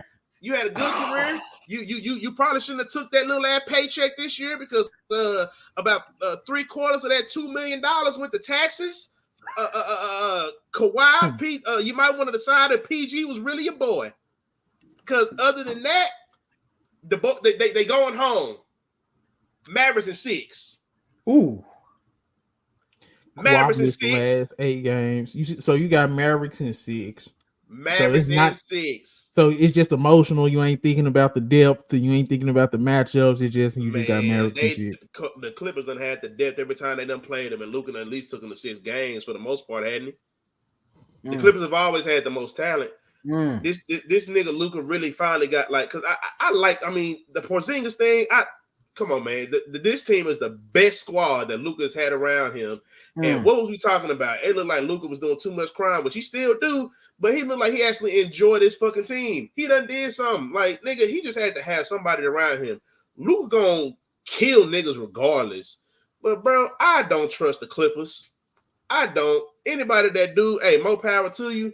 Them boys going home, man. Yes, a little bit of emotion because, fuck it, it's playoff time. I don't give a damn about matchups and no other. We can talk about that with all these other matchups. But just the fandom right now, Luka is finna kill these niggas. He tired of seeing them. Okay, top 6 players in this series. Let me hear it. Of course, you got Luka. And then Kawhi. Mm-hmm. So who you putting 3? So is Kyrie better than Paul George right now? I mean, Paul George been doing his thing as of late, but I mean, it just depends. What you gonna do? It depends on the day. Two-way player, give me Paul George. Okay, get Paul George 3. So what that make? Kyrie the clear cut 4? Yeah. Okay, so you got your top floor. So them your 2 stars on each team right there. Mm-hmm. So we're gonna say the 5th is James. All right, so who your 6th? And that's where it get tricky. Because I know after that, I'm damn near gonna say Norman Powell. Damn, nobody else in the Clippers starting five. Okay, no. Because then you got Zubac and Terrence, man. No. Okay. So matchup wise, how do you think the Mavericks will play? Because of course you're gonna have Luka and Kyrie. You're gonna have Gafford at the 5. If because that rookie they just drafted, he's still hurt, right? He'll be able to play. They're taking it easy on him, so we'll see. I think the big man matchup is gonna be they're just gonna cancel it out. I do think Gafford struggles with bigger centers. Zubac is a little bit bigger, and I think he's it's gonna be back and forth. They both on the same tier, so it's like who were the other two people that you would say would be in the Mavericks starting 5 against they starting 5? I mean, you gotta put, of course, PJ. My thing is PJ go hit enough shots, bro? Is he go hit? That's really what this series gonna come down to. Everybody can say Kyrie, everybody can say Luka. PJ Washington has to hit shots. Okay, then who's gonna be the other starter? Derrick Jones Jr. Like, come on, bro. Don't say like come on to him. Do PJ and Derrick Jones Jr. Are you saying that they pretty much cancel out Terrence Mann and what Zubac gonna bring? So from there, we talking about. Well, if you're talking about, that's more like a 2-on-3 situation because you literally talking about Luka and Kyrie, and then PG. Rested Kawhi because Kawhi missed 8 games, and I'm pretty sure he just was low, man. Today. And then we talking about James Harden. I think Derrick Jones Jr. is gonna really have to guard either PG or James Harden, right? But then that's what I'm saying. You got Kawhi, PG, and James Harden. So but who you putting PJ on? Who you putting PJ on? I would easily put PJ on Kawhi, just because he's their clear-cut best player. But Derrick Jones Jr., it really just depends on who really just going off. If George is going I don't mind if Paul George give me like a 15 to 20, I can't allow him to go nuclear. Same thing with Harden. Like the only thing, if you're gonna try to put somebody on Harden, is that you're gonna try to limit his facilitating. I just think it's more huntable pieces on the Mavericks, bro. Who's huntable? Stop it. Who the Mavericks? Kyrie is huntable. Luka is huntable. Zubac is huntable.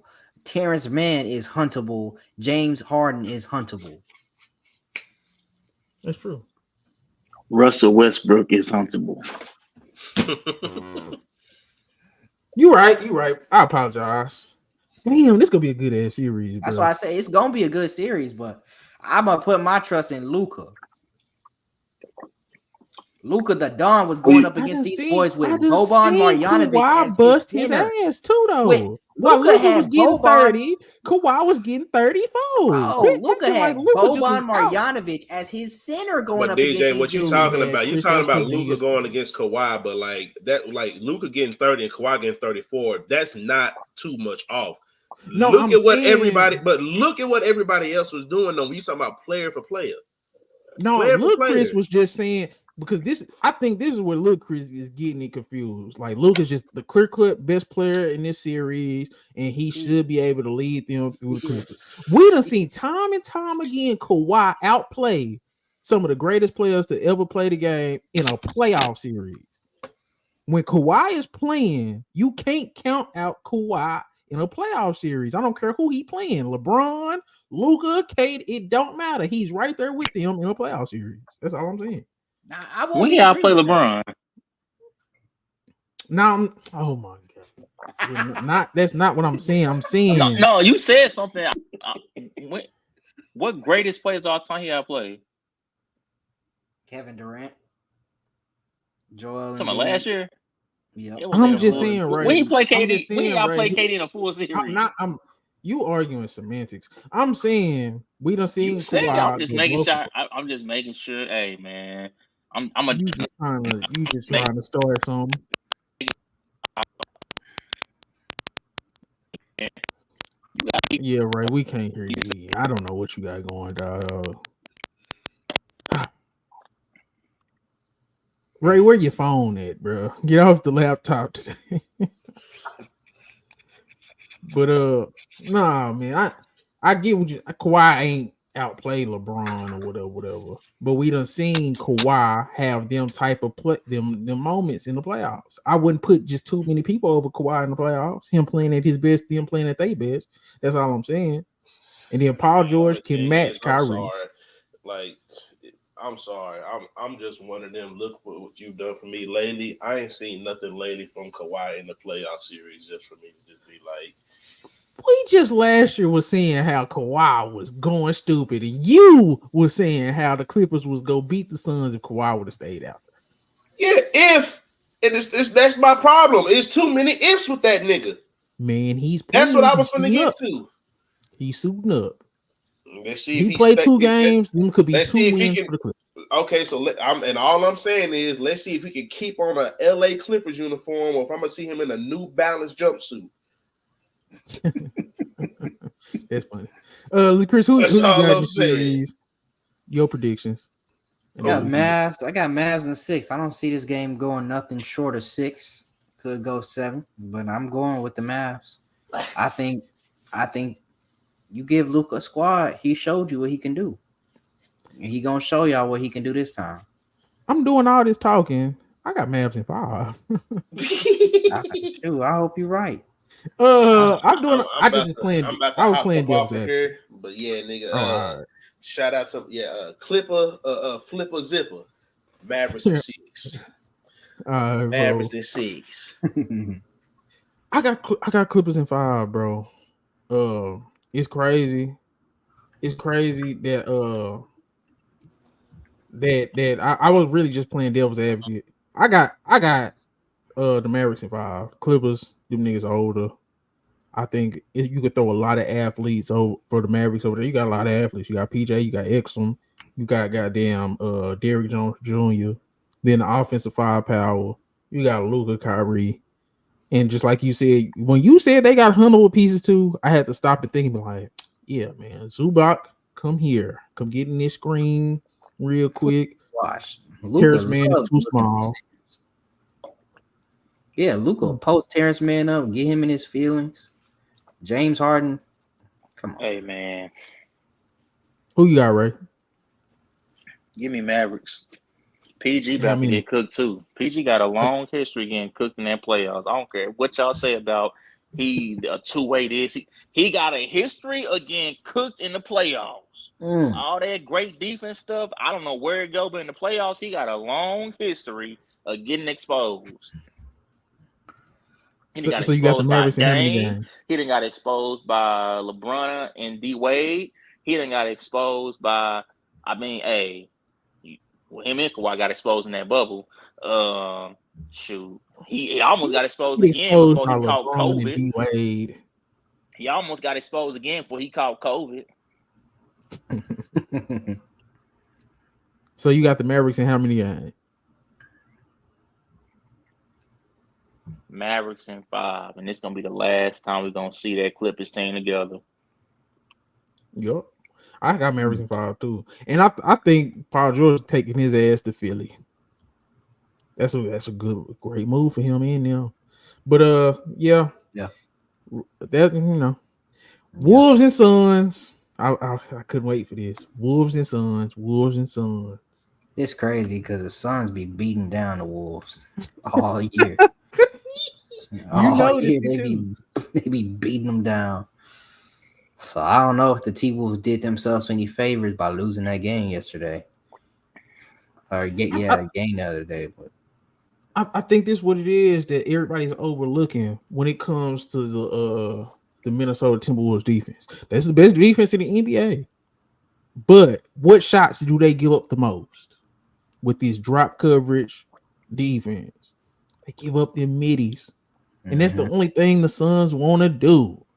Mid-range teams, even the Pelicans had a lot of success against the Minnesota Timberwolves because Brandon Ingram getting that midi off. And that's why I thought Minnesota wanted to avoid the Pelicans or the Suns. They didn't avoid them. So I think this is a very big playoff series for Kevin Durant and Devin Booker. I think Bradley Beal. I do not like Bradley Beal. I think Bradley Beal is just. That was. He saved they playing season yesterday. I don't give a damn. Oh, throughout the season, you better have the way you been broke down and you got this injury, you got that injury. You didn't show up in this game, you didn't show up in that game. Hopefully, you will show up eventually. I ain't giving him too much credit for that, man. That was a good game though, and he was going off.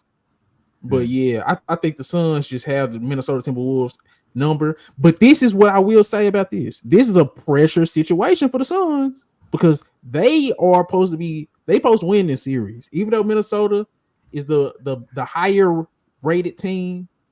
If Kevin Durant and Devin Booker lose to the Minnesota Timberwolves, it's not gonna be a good look. It's not gonna be a good look. No. It's gonna look bad for them, but it's also it's just gonna add towards Anthony Edwards on what we already kind of seeing from him and what we think he's going to be in the future. This will kind of ascend him even more. And then, of course, Cat came back the other night and people were saying if we can keep Cat playing at a calm and just playing smart basketball. And that's the only problem. The fact that you got to say that. Yeah, I was just going to say, he's not a smart player. He's a veteran at this point. The fact you got to ask for that from a veteran standpoint, can you just play smart basketball, please? Like, I don't know. I think it's just you asking for too much from that team for them. Like, they have to be perfect for them to win, not just against the Suns, but just to win series, period. They have to play perfect. Like, it's some teams, if they kind of off, they got some things they can kind of adjust and do some different things, like the Nuggets, for instance. I mean, of course, it's the Nuggets. They the reigning champs or whatever, defending champs, but they don't have to play perfect to win a series. Yeah. Because they're battle tested. So it's some things they can naturally get over some hurdles. It's some things that I'm real sketchy about if T-Wolves find themselves in a corner. My problem with the Timberwolves is, like you said, because I think Cat is just extremely skilled. Extremely skilled. I feel like he has probably one of the best training regiments in all the offseason. Probably got one of the best trainers. But when it comes to the basketball up here, playing with IQ, playing with situational awareness, he's one of the worst stars I've ever seen in my life playing basketball on any level as a star player. Like, his situational awareness is terrible. His basketball IQ is pretty much terrible. I think he plays hard, and I think he do want to win. I just think he's not that bright. Anthony Edwards, I think he's learning. He's young. He never played with natural basketball IQ either. He was like a full sports star. Like, basketball was just something another thing he was good at, and it was like, hey, they finna be making this kind of money. I'm finna go to basketball. But you could tell Anthony Edwards was never just locked in on basketball in terms of just knowing the game in and out. I think he's learning, but I think that's the biggest problem with the Timberwolves. And then you facing a veteran team with everybody over there got crazy IQ. So I think the IQ is going to play a big part in this series. But I think Timberwolves could overwhelm them with size over the course of 7 games. You still got all that size over there. And Cat just got to be 25-11 and 5. It can't be a lot of close games. I'm just going to say that. If the Timberwolves want to win, it can't be close games because they are terrible in close games. But if they can win average, they can have average wins about 5 to 8. They can win the series. But I'm taking the Suns. I'm taking the Suns in 6. But I wouldn't be surprised if Minnesota win. I got predictions. I got about the same thing as you do. I say Suns in 6, but yeah, Minnesota, they get it done. They get it done. They should be getting it. They should get it done. They're supposed to be the better team, but I just think Suns might, that experience and the battle tested that they've been in. I think they might just get it. This is my biggest question, and maybe y'all can give me y'all biggest questions on this series. Who is the Phoenix Suns putting on Ant? That's my biggest question. Who are they putting on Ant?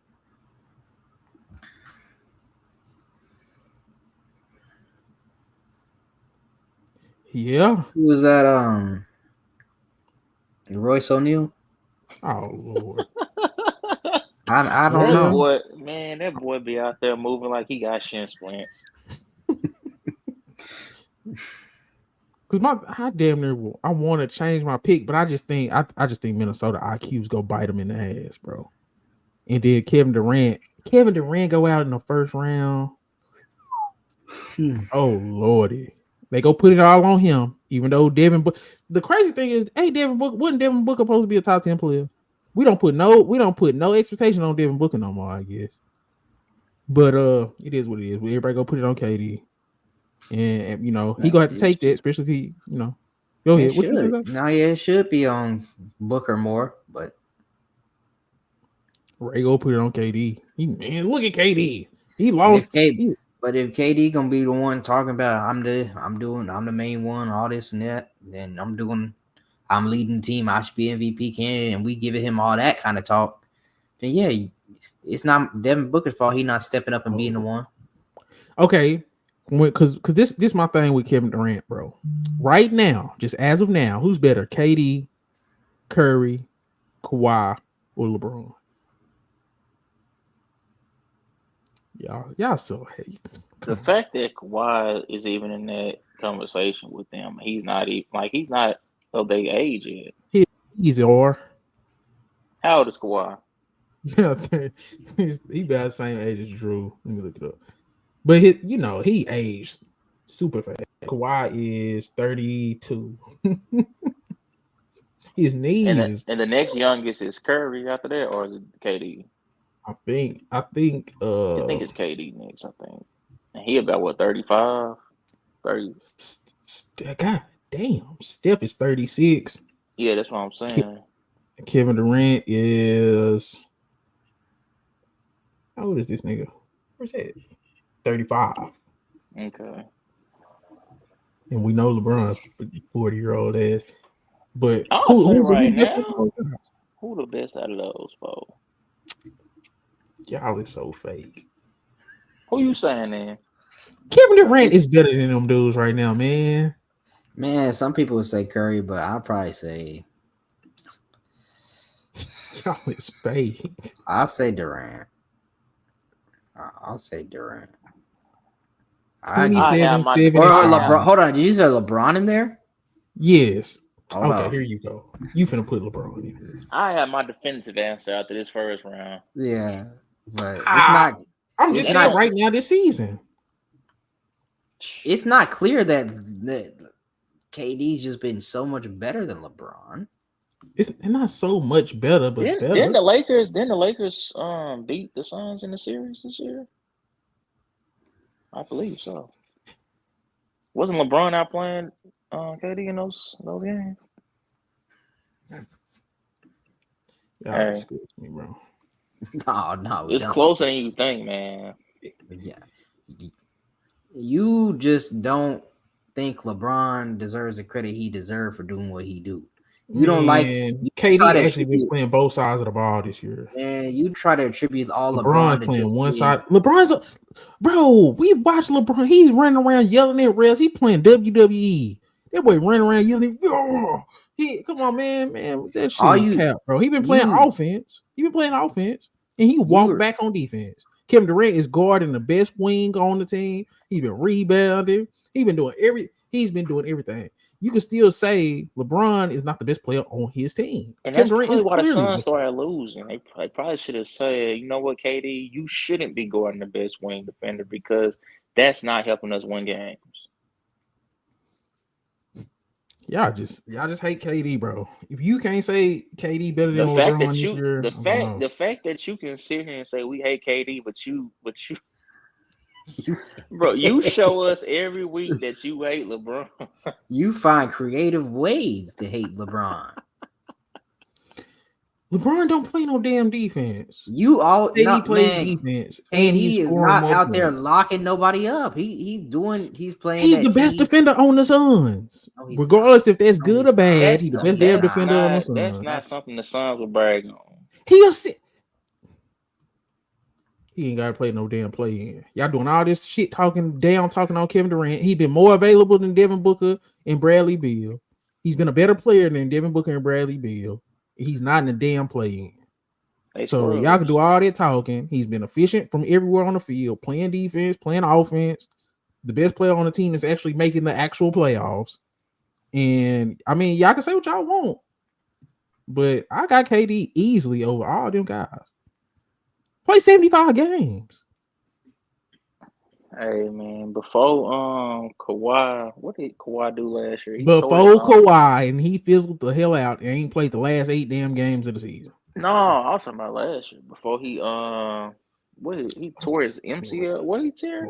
Last year's crazy. We talking about, I said this year. We know what he was looking like he was finna do in that first round. Hey man. We know. But I'm just Kawhi saying this season. I'm just saying, don't jump the gun. So who's your prediction, Ray? My prediction for what? This series right here? Yeah. The Suns of T-Wolves? Yeah. That might go 7. Who we got?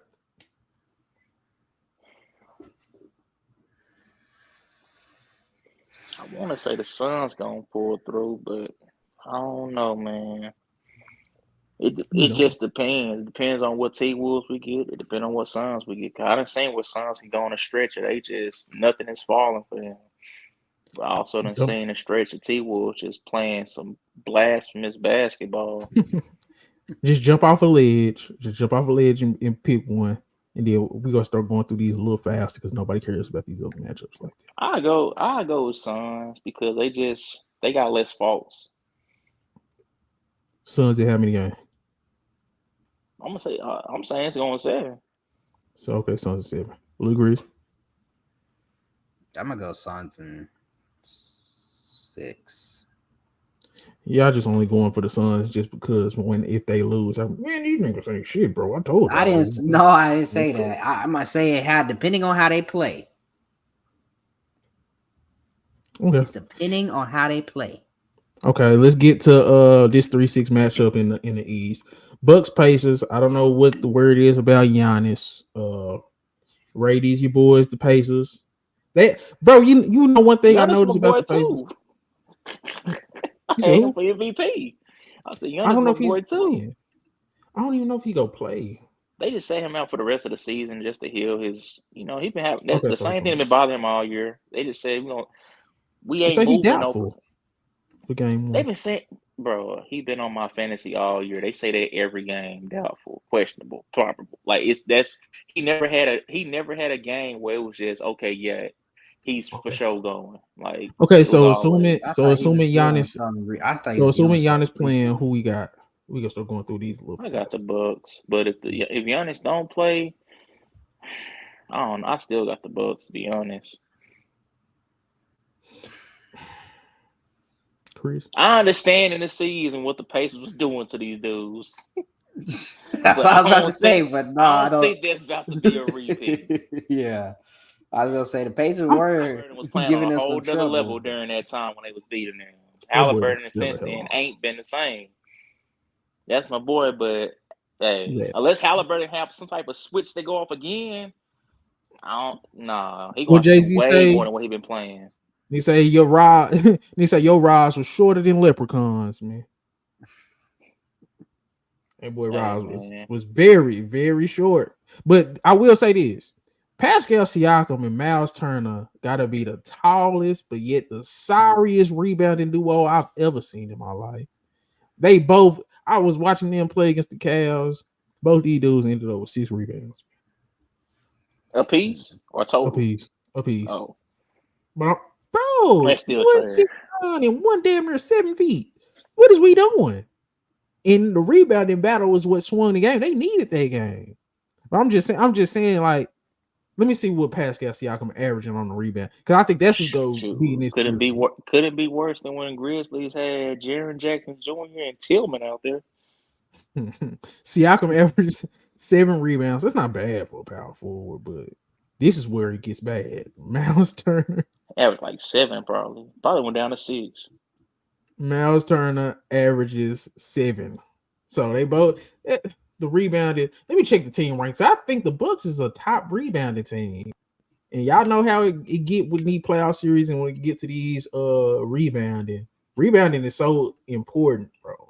And I just do not trust the Pacers on the glass. I think they got better defensively, but they can't clean up the damn boards, bro. So I'm watching that.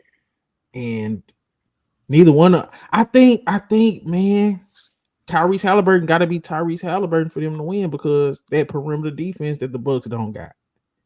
So yeah. Yeah. I think the Bucks. What you think Dame do in this series? I don't see Dame just lighting up either Nembhard because now you can afford to put Nembhard and either what's bro name? Damn, I can't think of his name. I'm blank. What about McConnell? McConnell, you can put McConnell on Dame. You can put Nembhard on Dame, and then the other dude you like. So you think he's gonna tire out with those different switches and all that? It's just not gonna be easy for him. You think, oh, Indiana ain't got no defense, but they got better point of attack defenders. They Neesmith. You can put Neesmith on. I think Dame gonna have at least 2 games where he just kind of it's like, hey, you playing great defense, but it's one of those nights tonight. Potentially, Halliburton can have 4 of them. But yeah, he should have 4 of them in his first playoffs. Who's go guard him? That's the biggest problem they've been having. Beverly. Oh Lord, what happened to him? I ain't heard nothing else about dude. Did he get hurt? I thought he got hurt or something, and then he was like he's gonna play through it. I don't know what happened with him. See, Milwaukee, I ain't heard nothing first about rank off ranked defense and points allowed. And they 19 points of paint allowed. You gotta take in consideration. Indiana got the number 1 bench in the league. They number 1 in points in the paint, and they number 1 in points per game. So that's a big deal, bro. We'll see. I don't know. I mean, Rick Carlisle's a good coach, so I think it'll be competitive. He coach circles around Doc. Yeah. I love this matchup because Rick Carlisle and Doc Rivers both got 1 championship, but we all know the truth. One had a super team and one had a goddamn Make-A-Wish Foundation team.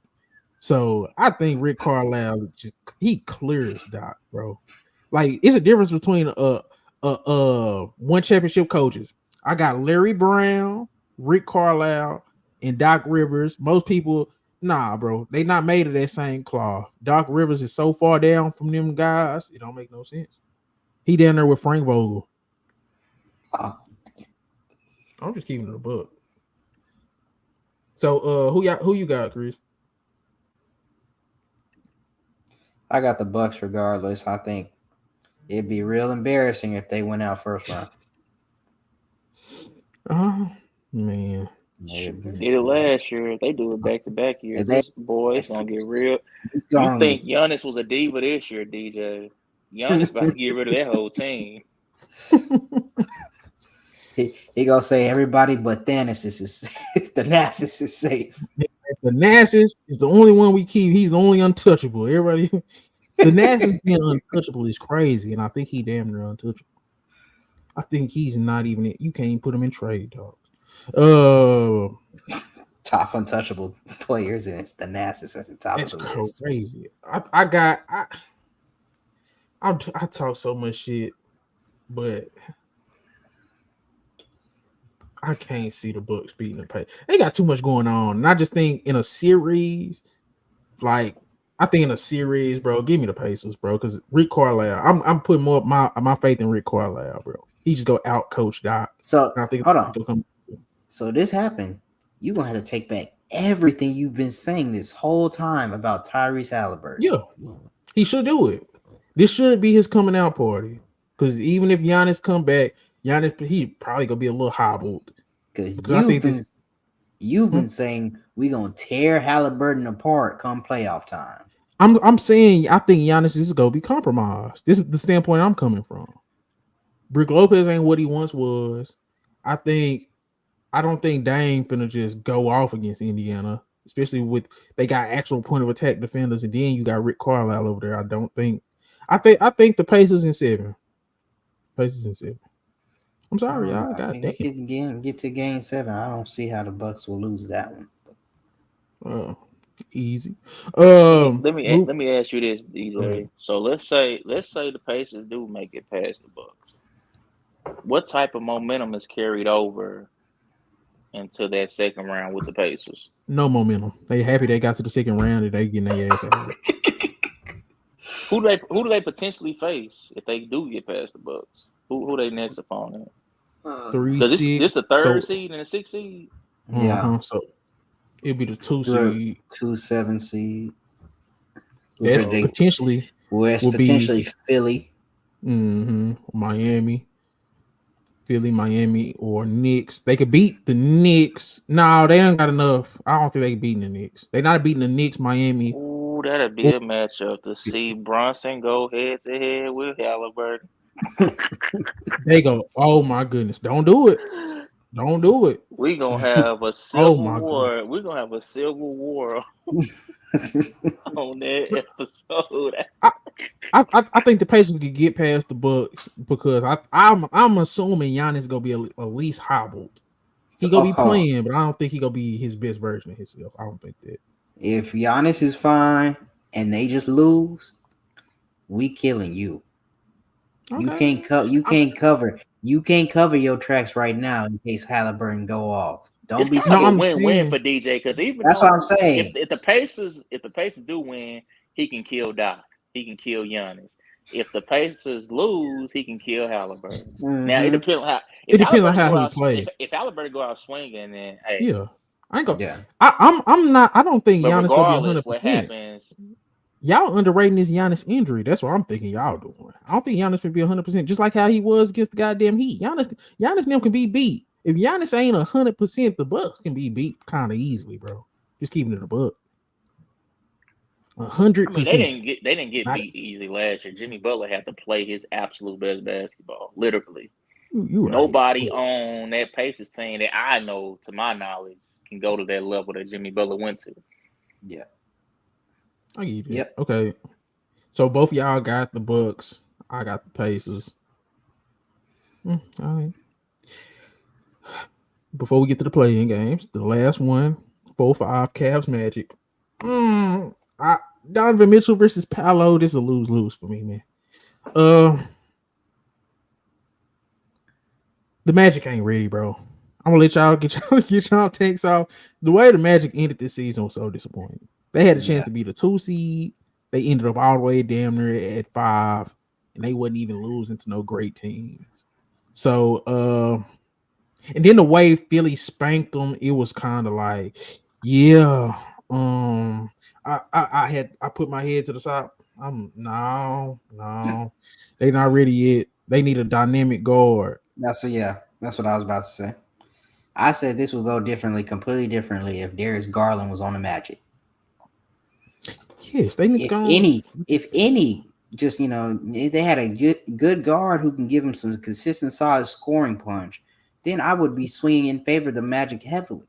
But if Paolo, it's going to all depend on Paolo. And if Paolo come out and put out one of them playoff performances, yeah, hey, I can't do nothing but say this dude is that guy. And it's the worst possible matchup for him, though, Chris. Evan Mobley and Jared Allen. I know but if he pull it off, then that's he's that guy.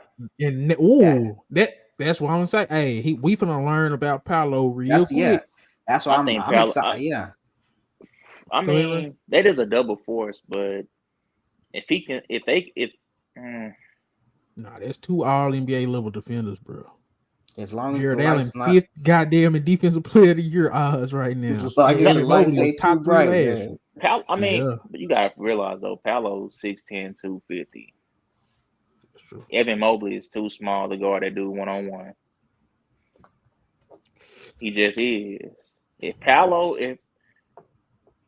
Depending on most of the time they got all 5 players that be in the game, or you got to kind of stay honest as defenders. They don't have nobody on the team that just can't shoot the ball. So get Jrue Allen out of that paint so he don't have help defense, and then Paolo can just do ISO on Evan Mobley. Bro, that's not just no easy task, right? It's not. Like, It's not. I'm saying yeah. I'm saying that's the Magic's best case scenario. So That's Paolo don't bad. get double teamed, and he does have a chance. At least he has a chance of getting his. If I can say, okay, if they do try to help, I can kick it. If they don't help, you on an island. This now is you got this to is prove to me that you are yeah. what you say you are on defense. Yeah. It's gonna be fun to watch. I think it's gonna be more fun than most people, because most people don't like defense and all that shit. It's gonna be a drag down defensive matchup. But I love the matchups, bro. But I think in the front court, offensively, you would think the Magic would have the advantage, but it's gonna be tough because even Franz, you gonna have to get guarded by Okoro. I think Okoro a hell of a defender, his damn self. So like the best part offensively for the Magic is they front court, but the best thing about the Cavs defensively is their front court. I think the guard position, you got one Jalen Suggs. He's one person. He can't guard Mitchell and Garland. So I think it's gonna be on whoever he's not guarding, go have to go off. And I done seen Garland go off. I done seen Mitchell go. He can only guard one. So it's like they're gonna put him on Mitchell for sure. Yeah, but it's good. So it's gonna be Garland gonna be that X factor. But I think, man, he can. I just don't know, bro. And it is their first playoff matchup. Coaching advantage is damn near even. They damn near the same person. They damn near look alike and everything. So it ain't no clear coaching advantage. I think Mitchell, the best player in the series. I love Paolo, but Mitchell the best player in the series. And he gonna have to play like it. Yeah, he better play like it. That's all. Who you think? Okay, that's who you say is the best player. Who you think gonna actually end up being the best player in the series? You think Mitchell's still gonna be the best at the end of the day? Yeah. This a 30 point this a 30 point per game series for Mitchell. I think just because I think Jalen Suggs gonna get worn out, bro. Because it's sometimes like he ain't gonna get the rest. He ain't gonna get the rest. I mean, they young too, so frustration probably gonna cut in some a little bit. And they already can't score. Magic already struggle to score, and it's a great defensive team that match up great with your best players. It's just Cavs in 5. He put his head there. Cause it's a bad matchup. The more I think about it, the more I'm like, man, Cavs really should get on their ass. And then they got a chip on. Y'all think Jared Allen? Sorry, bro. I've been watching Jared Allen hit 15 footers. That boy been taking jump. Like Jared Allen just got way better. He done dropped 30 something on Timberwood. Wendell Carter. Good luck. What's the other dude they was talking about? That's their best defender, Isaac. Jonathan Isaacs. I mean, what do you see him doing? Who you gonna put him on? They ain't got no just. And that's another thing. They got guards. I mean, if you could put him on Mitchell, that'd be crazy. If you could put Isaac on Mitchell, then you could put Suggs on Garland, and if it worked, that would be crazy. But man, come on now. Now, if they had a dominant scoring wing, then I'd be like, okay, you could put Jonathan Isaac on them, then you could put Jalen Suggs on their best guard. But it's 2 little ass guards. Hey, Strus might have one of them games where he kind of get hot. True. Yeah, that can happen. And then Strus can get hot. True. Damn, bro. What's y'all predictions? I got Cavs in 5. I mean, hey, it might. If it go to, I don't know. The most I say is 6, but I think Cavs probably gonna get them out of there in 5 or 2. Yeah, I'm gonna say they might do a gentleman's sweep where Magic fighting every game, but they just can't get one. That's what I think it's gonna be. Yeah, I can't. I gotta agree with that. I think Cavs in 5. Paolo might prove some, get couple games, get 2, but I think he'll play well, but he just won't have enough. Say, if Paolo do end up pulling it out and have a good series, say, bro, I'm gonna be pushing it hard. Paolo over Victor Wembanyama. I don't give a damn. But we moving on. Now to the play-in games. We gonna start with the one that no one gives a damn about. Bulls Hawks. Might as well skip. Hawks this, gonna beat them. Trae Young. Ain't Trae Young back? Mm-hmm. Yeah. Trae Young about to show something again. Man. Clutch DeMar DeRozan. He I was just gonna say Debo. He finna go to work. Bro, y'all forgetting who Trae is, man. All right.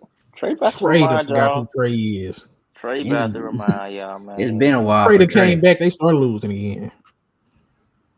They went right back doing that last year. Next thing you know, they almost upset the Celtics. It's one game. It'd be different if it was probably a different team, like a goddamn, But bro, the Chicago Bulls have been playing a lot of great basketball in close games. They damn near been playing every damn game in close game. So Debo, then you got I don't know, bro. Colby White. But I think it's gonna be Debo. I think DeRozan finna go for 40, bro. I think he just finna go for 40. Kobe gonna go for about like 23, 25. I got Bulls. Ray, you got Hawks? I ain't betting against Trae in a do or die game. Okay. When have we seen him losing in a do or die game? That's true.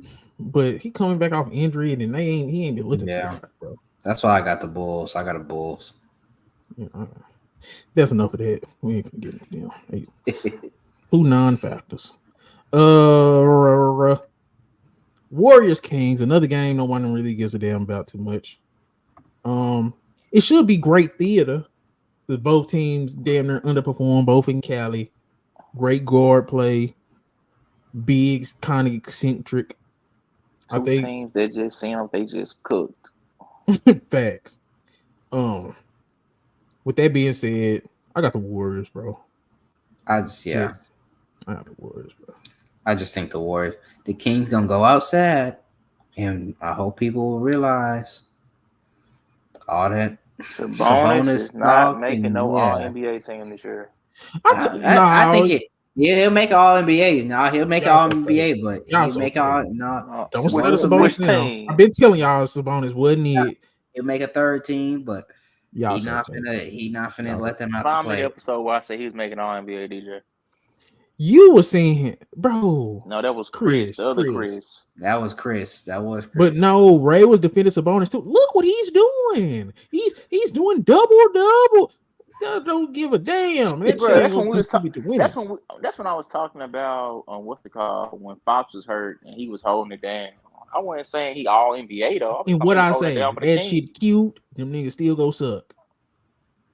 That ain't my his thing fault. Is he ain't the number one option. He's a building block in terms of if you had they need a stretch 5, bro, that can block shots and can hold up on the perimeter. But that's like I said, that's so hard to find because Sabonis really ain't stretching the floor like that. He actually been shooting kind of all right, but it's like he gotta take it more consistent, huh? I say he don't shoot a lot.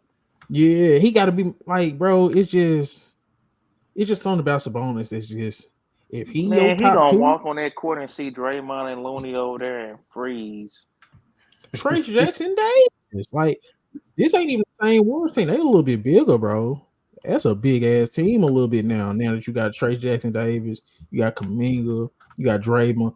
Like, if he thought he was in hell against Looney, yeah. Jackson, oh my god, it's finna get ugly, bro. I think this damn near it's gonna potentially be an 8 to 13 point win by Golden State, bro. That's gonna be sad. If Kings, I ain't gonna lie. If Kings surprised me, this is definitely the deal is sealed. Draymond is gone. Clay, you man, don't get too comfortable. if the Kings win without Malik Monk in a game like this, where Malik Monk probably could have went for about 25 to 30. No, if they What you think Fox doing in this game? Who? Fox. Because I'm thinking, has Gary Payton been playing recently? Yeah. They gonna throw Gary Payton on that boy. That boy gonna have an inefficient 30. I'm just keeping it a buck. And around this time, De'Aaron Fox gonna be dealing with something. He gonna be limping. I guarantee he gonna limp about 3 times throughout this game. So I don't think it's gonna be too good. But yeah, y'all want to do Lakers and Pels next, or y'all want to do 76ers and Heat?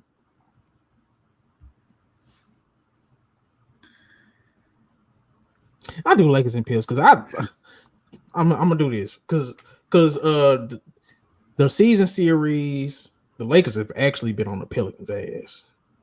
I did a little research. They 3-1 against them this season. Pelicans been healthy every damn time. They blew them out about 2-3 times, bro. Say what you said yesterday.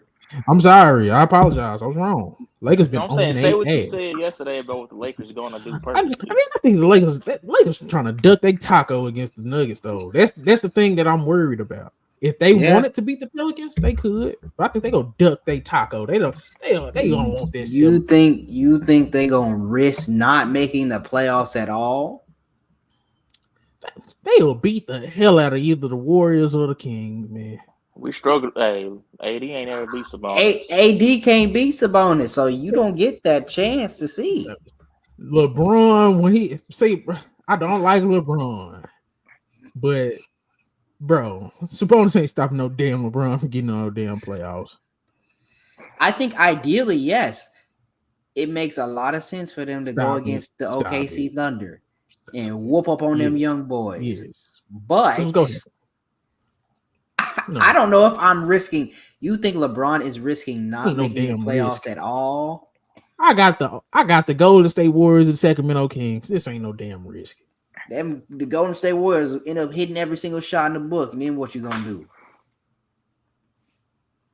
Sabonis just start going crazy. What you gonna do? So you think the Lakers finna try to win this game, Chris? That's what you were saying. Yeah, I hope they do. So they can play the Nuggets and get their ass whooped in 5 games instead of actually playing a team that they got a chance on beating, and actually they can actually make a run after this, and they can avoid the Nuggets into a conference final. It's because it's not guaranteed. You better stop it. LeBron is one of the smartest people we've never seen, especially when it comes to trying to cater his goddamn career. They finna lose this game. They finna throw the game, bro. Ray, you don't think y'all don't think it's a possibility that they throw this game? I didn't say it's a possibility, but I don't think they're gonna do it.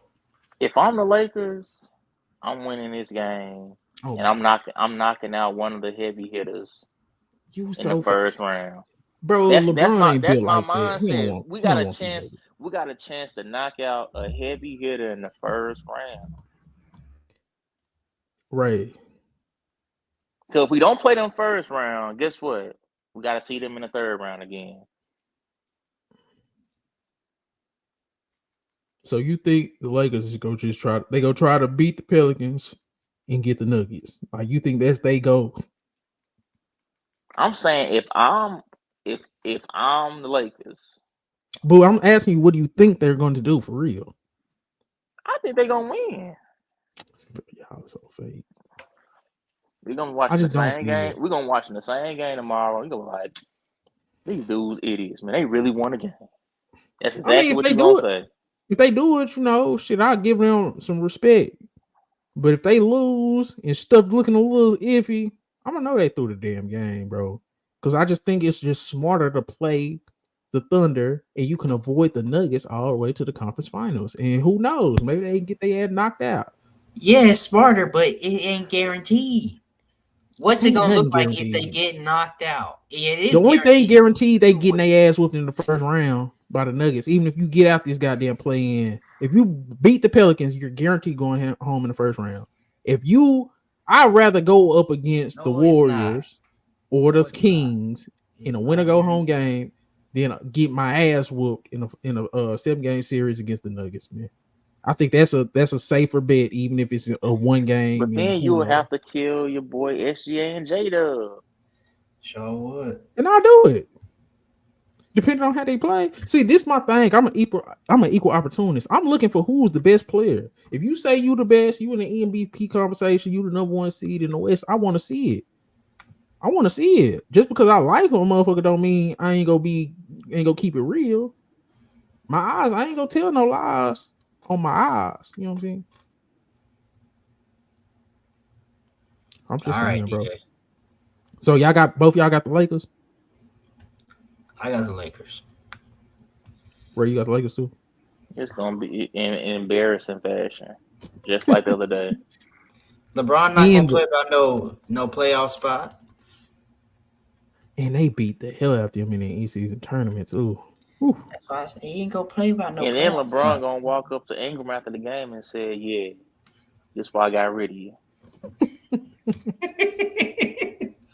Yeah, okay, but okay, move. This is in my opinion, this right here the main event. This the main event. 76ers Heat. It's really not. I think the Heat ass. Everybody been capping for the Heat, bro. But them motherfuckers should have made the playoffs this year, bro. With all the injuries and everything that was going on, Heat was relatively pretty healthy. The whole East was hurt, so I mean, it's kind of the Heat was pretty healthy. No, I'm saying like how you saying they should have made it and have the Sixers was banged up and all that. I'm like, everybody was mainly hurting. No, Jimmy Butler did miss some games. Harrell missed a lot of games down the stretch.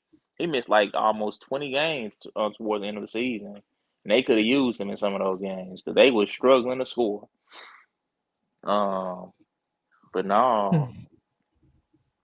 I just like I don't know. If Brunson can keep it afloat with the Knicks, why? That's why what I'm saying. It ain't really a legit excuse to hear about injuries because every team had injuries on the East for sure.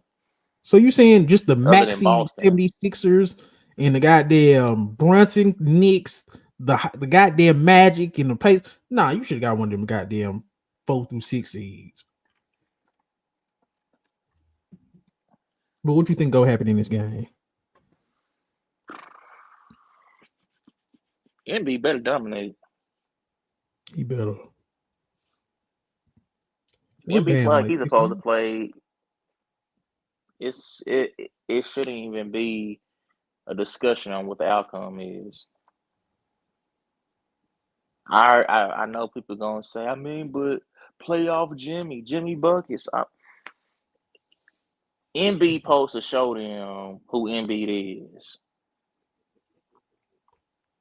I agree. That's all I'm gonna say on it.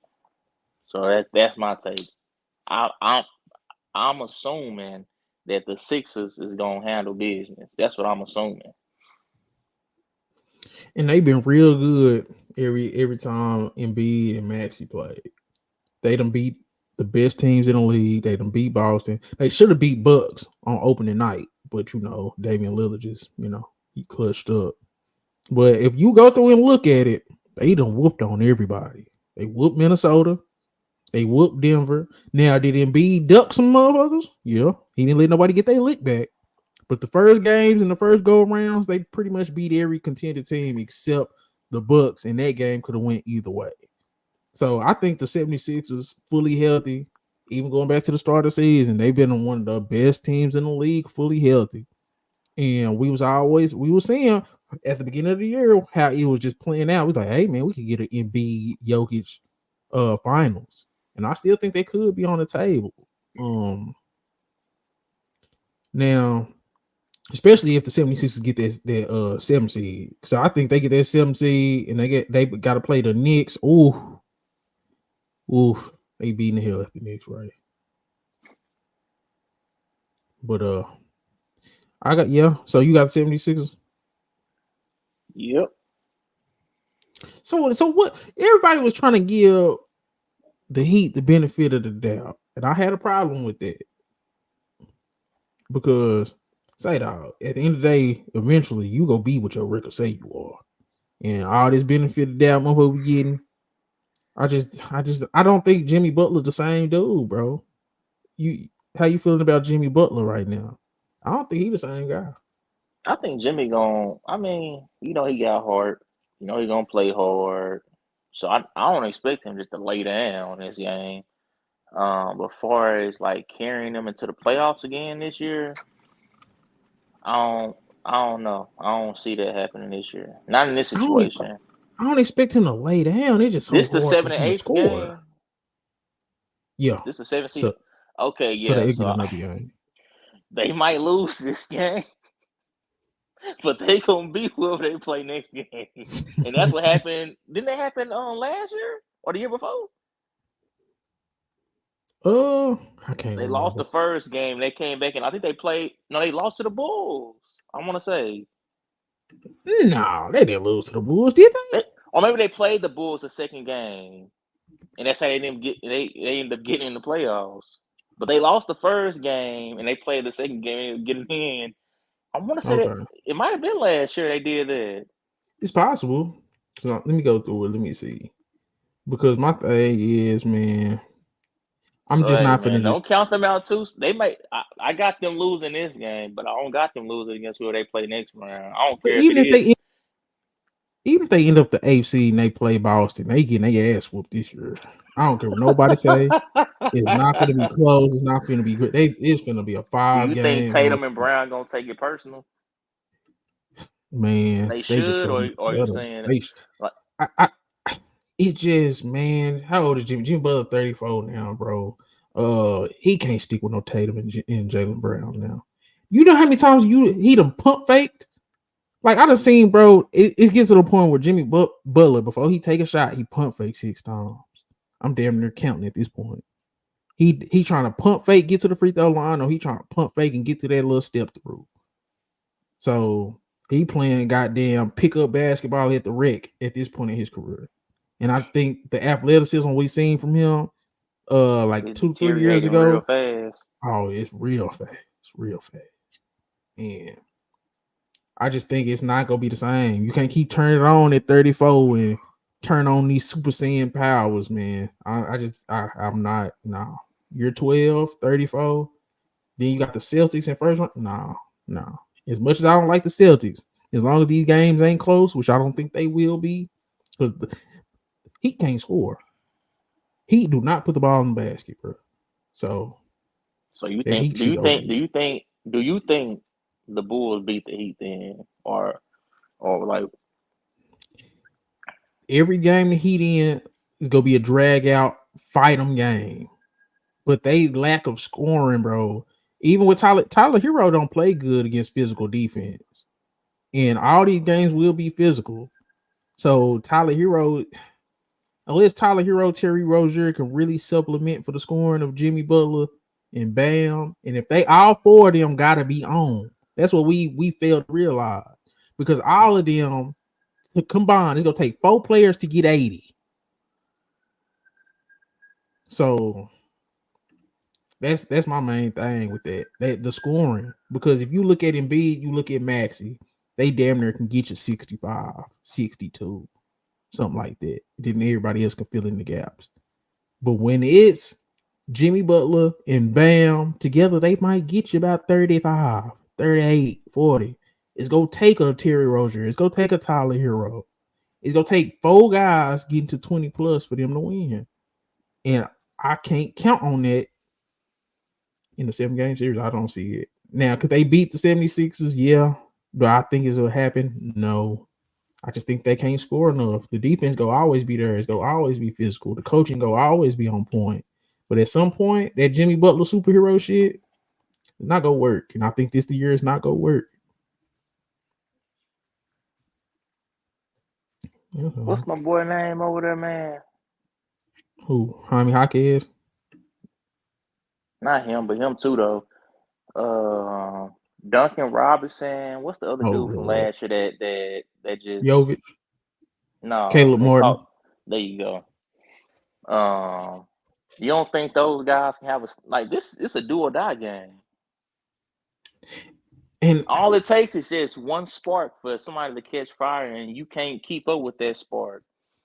That's the thing. You looking for a spark. I know what I'm getting from Embiid and Maxey. They're getting about 62 points when He they said play. it ain't no if they catch a spark. It's Yeah. when they catch that spark. It's not no return. Yes.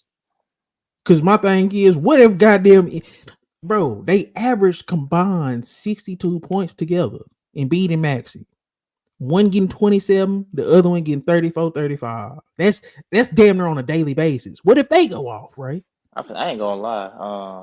Embiid is saying like just about every game I done seen him, man, he got like 12, 15 points in that first quarter already. You see what I'm saying? Like, I just don't think they can score with Philly at all.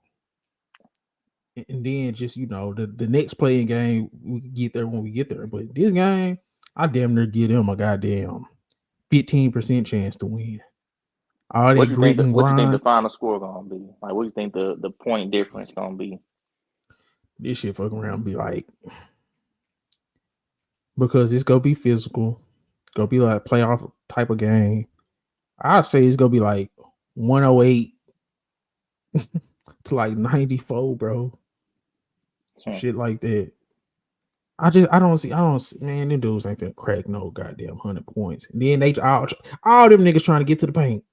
Jimmy trying to get to the paint. At a Bayou, nah, bro. Mm-mm. That's pretty much it, man. We done covered everything. You got anything else on this matchup? I don't think it's gonna be close, right? Have they played? Let me look up their history real quick before we get off here, because we got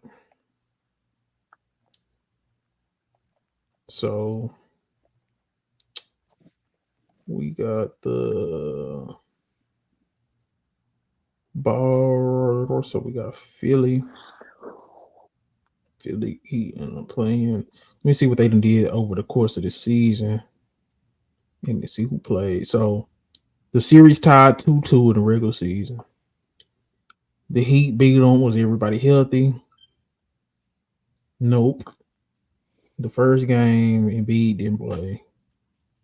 The second game, Miami won. Embiid didn't play. The third game, 76ers won. Embiid didn't play. The fourth game, Philly won, and it's the one that Embiid played in. So it's like they barely beating the team without Embiid. So I don't know. What Embiid do to them when he did play that last game? That was his second game back just recently. He had 29. He had 29 points, but Maxey had 37, 11, and 9. You see what I'm saying? So, And what did Jimmy and them do? I mean, Jimmy had his struggle 20. Bam had 14 and 11. Terry Rozier had 22. Like, they just can't score, bro. I can't. It is just so hard when it's like, I don't think nobody on your team go give you 30. I don't think nobody go give you 30. It's a struggle for them to get 25. That's just me. Heat culture though, huh? I don't know. And I'm gonna get because I didn't get a chance to put my defense player of the year, rookie of the year, and MVP out there. I'm just gonna say it, and I ain't gonna get into a full breakdown about it. I think at this point it's kind of self-explanatory about some of the guys. Rookie of the year, I got Wemby still. That was my preseason pick. That's still my pick. Defense player of the year, I wanted to say Gobert because that's just the obvious choice, but my choice was Herb Jones. That's my choice. Like when I like it. I went from the games I have seen live to the games that I went back and just kind of just pull from, man, he ain't got the strength of Artez, but he got the footwork. He got the just the active hands. He got the like. In my opinion, Artez in his prime could guard just about every position because he had the strength with it. But aside from strength, Herb Jones is a legit 1 through 4. Like he can guard those effectively. And then for MVP, man, give Luka that, man. Come on, man. Stop I playing ain't mad with at him. it. I ain't mad at it. Like, they And trying to to your say Herb, Jokic. I'm like, come on, man. Luka is different. bro. Give it to SGA before you give it to Jokic or give it to Luka. I just think, come on, bro. Like, it's a new Jokic sheriff is in town. Jokic, hey man, Jokic had a he hell that of a dude. run, but now Yeah, he but just it's just you can tell he was just kind of cruising. close. Now, don't get me Yeah. wrong, his cruising still is nice, but it's come on, man. These guys here, they were just on a whole other level. And that's all I'm saying. And I love what you said about Herb Jones. I think, bro, name me another dude that's even close to being an all NBA defender on that team. I wouldn't say all NBA, but or all defenses, but they got some Ingram fell okay. off. They got some solid defenders. Alvarado not bad. To be a top 10, that's they a top 10 defense though, right? You think they got the personnel for that? That no, I wouldn't say that. Herb Jones is the big reason why they a top 10 defense. They He got a cover lot of up so many okay holes. to solid defenders, and then they got one just In that great starting defender. lineup? No, not in the starting line. I'm talking about just like But I'm some saying people I can pick off their team. They got some I feel okay to you. solid. And when I say solid, I'm not saying, oh man, man, he about to go out there and show somebody. I'm just saying like they're not bad. They're not a cone. Yeah, I feel you. But let's look at the starting lineup defensively. Oof. I still say Ingram has unlocked potential on defense that he just That I nigga don't give a know damn about what's. defense. He was good at defense, and then he don't give a damn no more. He said he be getting high watching Michael Jordan highlights. He just trying to shoot them meters. When he was with the Lakers, that's the thing I hated so much about the Lakers getting rid of them young guys, because you could tell those guys was hungry still. Like they was out there, man. They was getting. I ain't gonna lie, they was just inexperienced and still immature. They was still learning the game as they was playing with each other. They all young, but man, it was budding camaraderie. They was caring more. Yeah. Just like the OKC Thunder. That's what I'm saying. When you get on me about saying, damn, you blew up the young core, because sometimes you can get elevated by chemistry alone. Like the talent was there too, but that chemistry would have been crazy, bro. Them dudes really liked each other and loved playing with each other. From Josh Hart to Ingram to Kuzma to Larry Nance and Caruso. They all legit enjoyed playing with each other. They were always around the same age. That shit matters. That shit damn near was like a college team on the NBA level. And we seeing what it's doing over there in OKC. And eventually somebody would have came through as the man. It just, sacrifice the youth to win now. It just is what it is. I mean, but yeah, that's all. Oof. Julius Randle probably still would have got traded. They'd have got Julius Randle ass about there. Yeah, I think just the simple fact, because not so much that he didn't fit, but more so just because it was just like you could kind of see that he was gonna be butting heads for that number one option spot. Mm-hmm. Like I could already kind of see that. But I mean, hey, Right, listen to this. Can I just run through it, because I know it off the top of my head. Lonzo Caruso, Josh Hart. Who else was shooting? Larry I guess Nance Jr., Larry Nance Jr., Zubac, Kyle Kuzma, Ingram, and D'Angelo. Well, D'Angelo was gone. Was he already gone? Yeah, he was already gone. He was the first one gone. Boy, if that Nick Young thing ain't never happened, man. Facts. But I'm just saying, just the guys I named, that's not a playoff team. Yeah.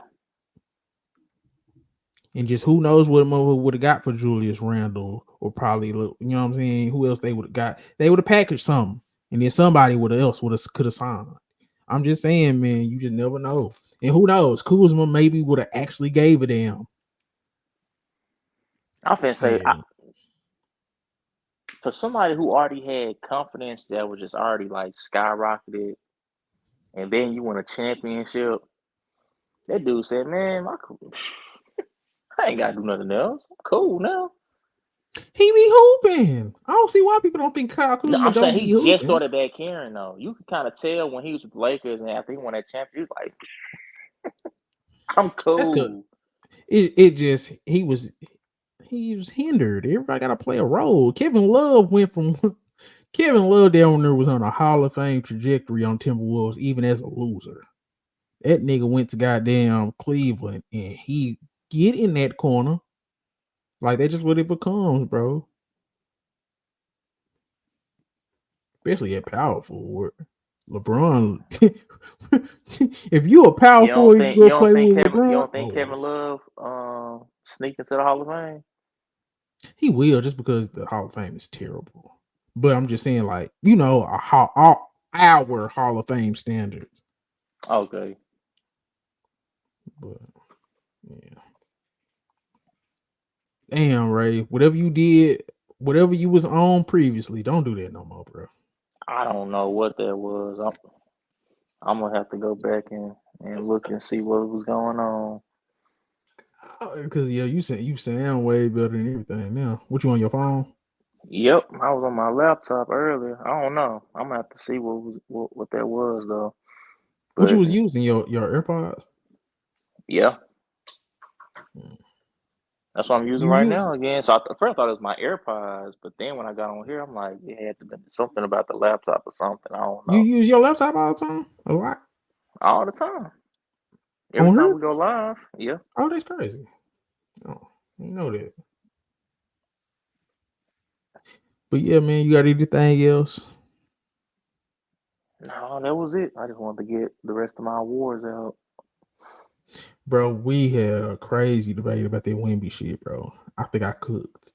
I gotta go with the Wemby versus Gobert thing again, or just yeah. No, it was just about what's the difference between Damian Lillard, because you remember Damian Lillard averaged 32 last year on good efficiency. Oh, okay, I was there for that. I started talking, but then that's when it started cutting out again. But I just was like, it just, if we go call empty stats, regardless whether it's offense or defense, we gotta call it empty stats. Ain't no way in hell you can average 32 points. Like, what? Let me look up exactly what Damian Lillard averaged, because the other season he had like that when he averaged 30, that was statistically like the season he had last year, and it was goddamn top 10 MVP voting, was all NBA and an all-star. He was 32, 7 and 5 last year. He didn't make all NBA, and he shot 46 from the field, 37 from 3. 32, 7 and 5. And just on some real shit, we didn't give a damn. So what's the difference between what Damian Lillard did last year offensively versus what Wemby did this year defensively? Why we can't call it empty stats? This nigga say you didn't cook. You want to score, but you ain't getting no awards. That's what I'm saying. We're not putting him on. Nobody wanted him. Did nobody beat the table for Damian Lillard to be on All NBA last year? The thing I was saying before I cut out was the reason why the scoring argument can be so tainted is if my coach decides to leave me in the game, we down 20 points, I can still be scoring. So that can make it, if you don't watch the game, you're going to be like, man, he still averaged 30 this season. But then you go back and watch, oh, he was still scoring, but the game was already decided. Like defense, you can't just say, man, like he was stat pad. You can't stat pad a block. Somebody gonna move out the way and say, no, you can get this block, Wemby. Like what? You have to ask, like, to get a block. But you still getting it in garbage time against the goddamn. Come on, man. Nah, I ain't going, Ray. You still get steals and blocks in garbage time. But we done seen him have some miraculous defensive nights, and they won those games. But it's still empty stats. That's what I'm saying. So all Damian Lillard's 32 points ain't no damn empty stats. We getting our ass whooped. No. But I'm saying he was in some close games doing the same shit too. Name me one thing that points towards game scoring 30 points, and he had some type of effect on the game. Like we can sit here and say the Spurs had a terrible record, they had a terrible season, but then you go to the Wemby and be like, this dude was so good defensively on a trash defensive team, and it didn't affect his individual defensive advanced stats. That's unheard of. It's not one person you can name that is that great defensively as an individual, and they play on a trash defensive team. That's the difference. Like, you can go when I'm not saying you can go to that what you're saying Bradley is Beal not right, but I'm season. saying, how is that not empty stats if you're losing? Empty stats doesn't mean you're not making an impact. It means your impact that you're making doesn't matter. Even if it does, we get it. Great advanced defense is crazy. Block leader is crazy. Defensive rating leader is crazy. But if you still had the worst record in franchise history, I don't see how that's not empty stats. Just because it's not offense. The thing is, though, my point is, I'm not saying he defense player of the year. I'm just saying it's crazy how good he is defensively. His numbers are better than Gobert's defense player of the year award years he won. His stats rivals past defense player of the years. He passed a lot of them in the middle of the season with just blocks alone. Like, so that's the thing I'm saying. Like, you can say it's stat pad, you can say it's empty stats. It's the fact that those empty stats are still that good. But I'm saying, that's what I'm saying. Damian Lillard empty stats was that good. Nobody was giving a damn. But I'm saying, is it because it's offense versus defense? No, I'm literally asking. I'm saying, and when he was averaging 30 points a game last year, correct me if I'm wrong, he missed a lot of games last year, right? Dang. No. Oh yeah, he played 58. So how many total points he had last year?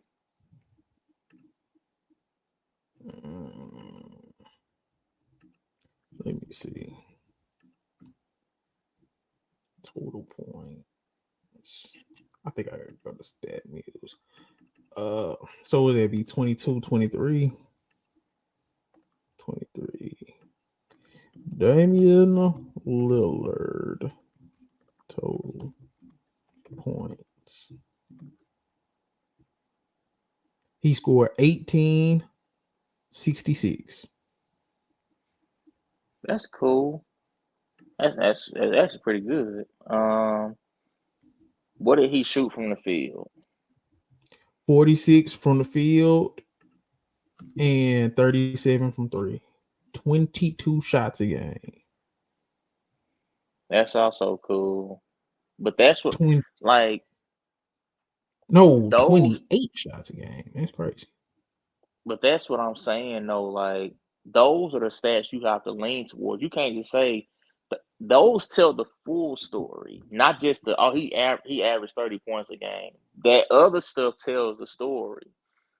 Like, if he was averaging that many points, and then he was also like, hey man, he passed some other people total points, and he still had 28 games. He still had 20 plus games left in this.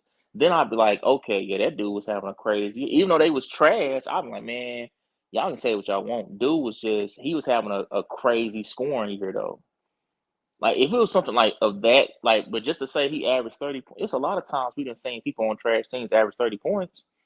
But like I said, Trae Young we ain't never seen nobody be on a trash team and be that great defensively though. You can't just point at a lot of those guys. We wouldn't care too, just because it's Wemby. We pointed out, but we wouldn't have gave a damn if anybody else was doing this on any other team. Just keep it a bug, right? Would you have been looking into somebody's advanced analytics on a 60-loss team defensively? That's what I'm saying. Just because it's Wemby, we looking at all this and all that. And I get it. He's the new shiny toy. Everybody want to, you know what I'm saying, see him do good, and he's actually really good, great. But it's just like, nah, it's still empty stats regardless of the situation, regardless of the numbers, because you got the most losses in franchise history. I don't even see how you could be top 3. You would be an honorable mention, like I said. But damn, we not giving no award to no nigga that's on a team that done lost most games in their franchise history. And you coming off a number 1 pick.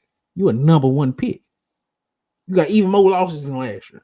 I don't care what's the circumstances, what's the situation. That's just not a good look for no award. That's all I'm saying. It's not about, you know what I'm saying? Like, I get it, but it's like, nah, bro. But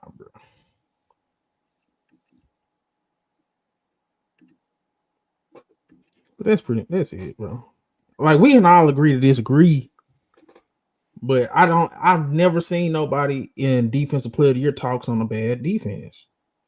I mean, on a bad team.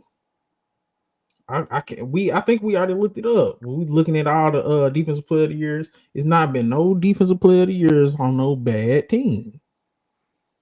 Oh, well, my last 15, 20 years that I've seen. So it's just like, no offense to you. Your numbers is great. I'm not but you making getting rookie of the year. Yeah, I wasn't you go get your block champ. You probably gonna be on an all defensive team. That sounds pretty damn good. Especially for a rookie. Shoot, the only person I can think of that was a rookie that even came that close to even what he doing his rookie year, but I mean they was winning was Tim Duncan.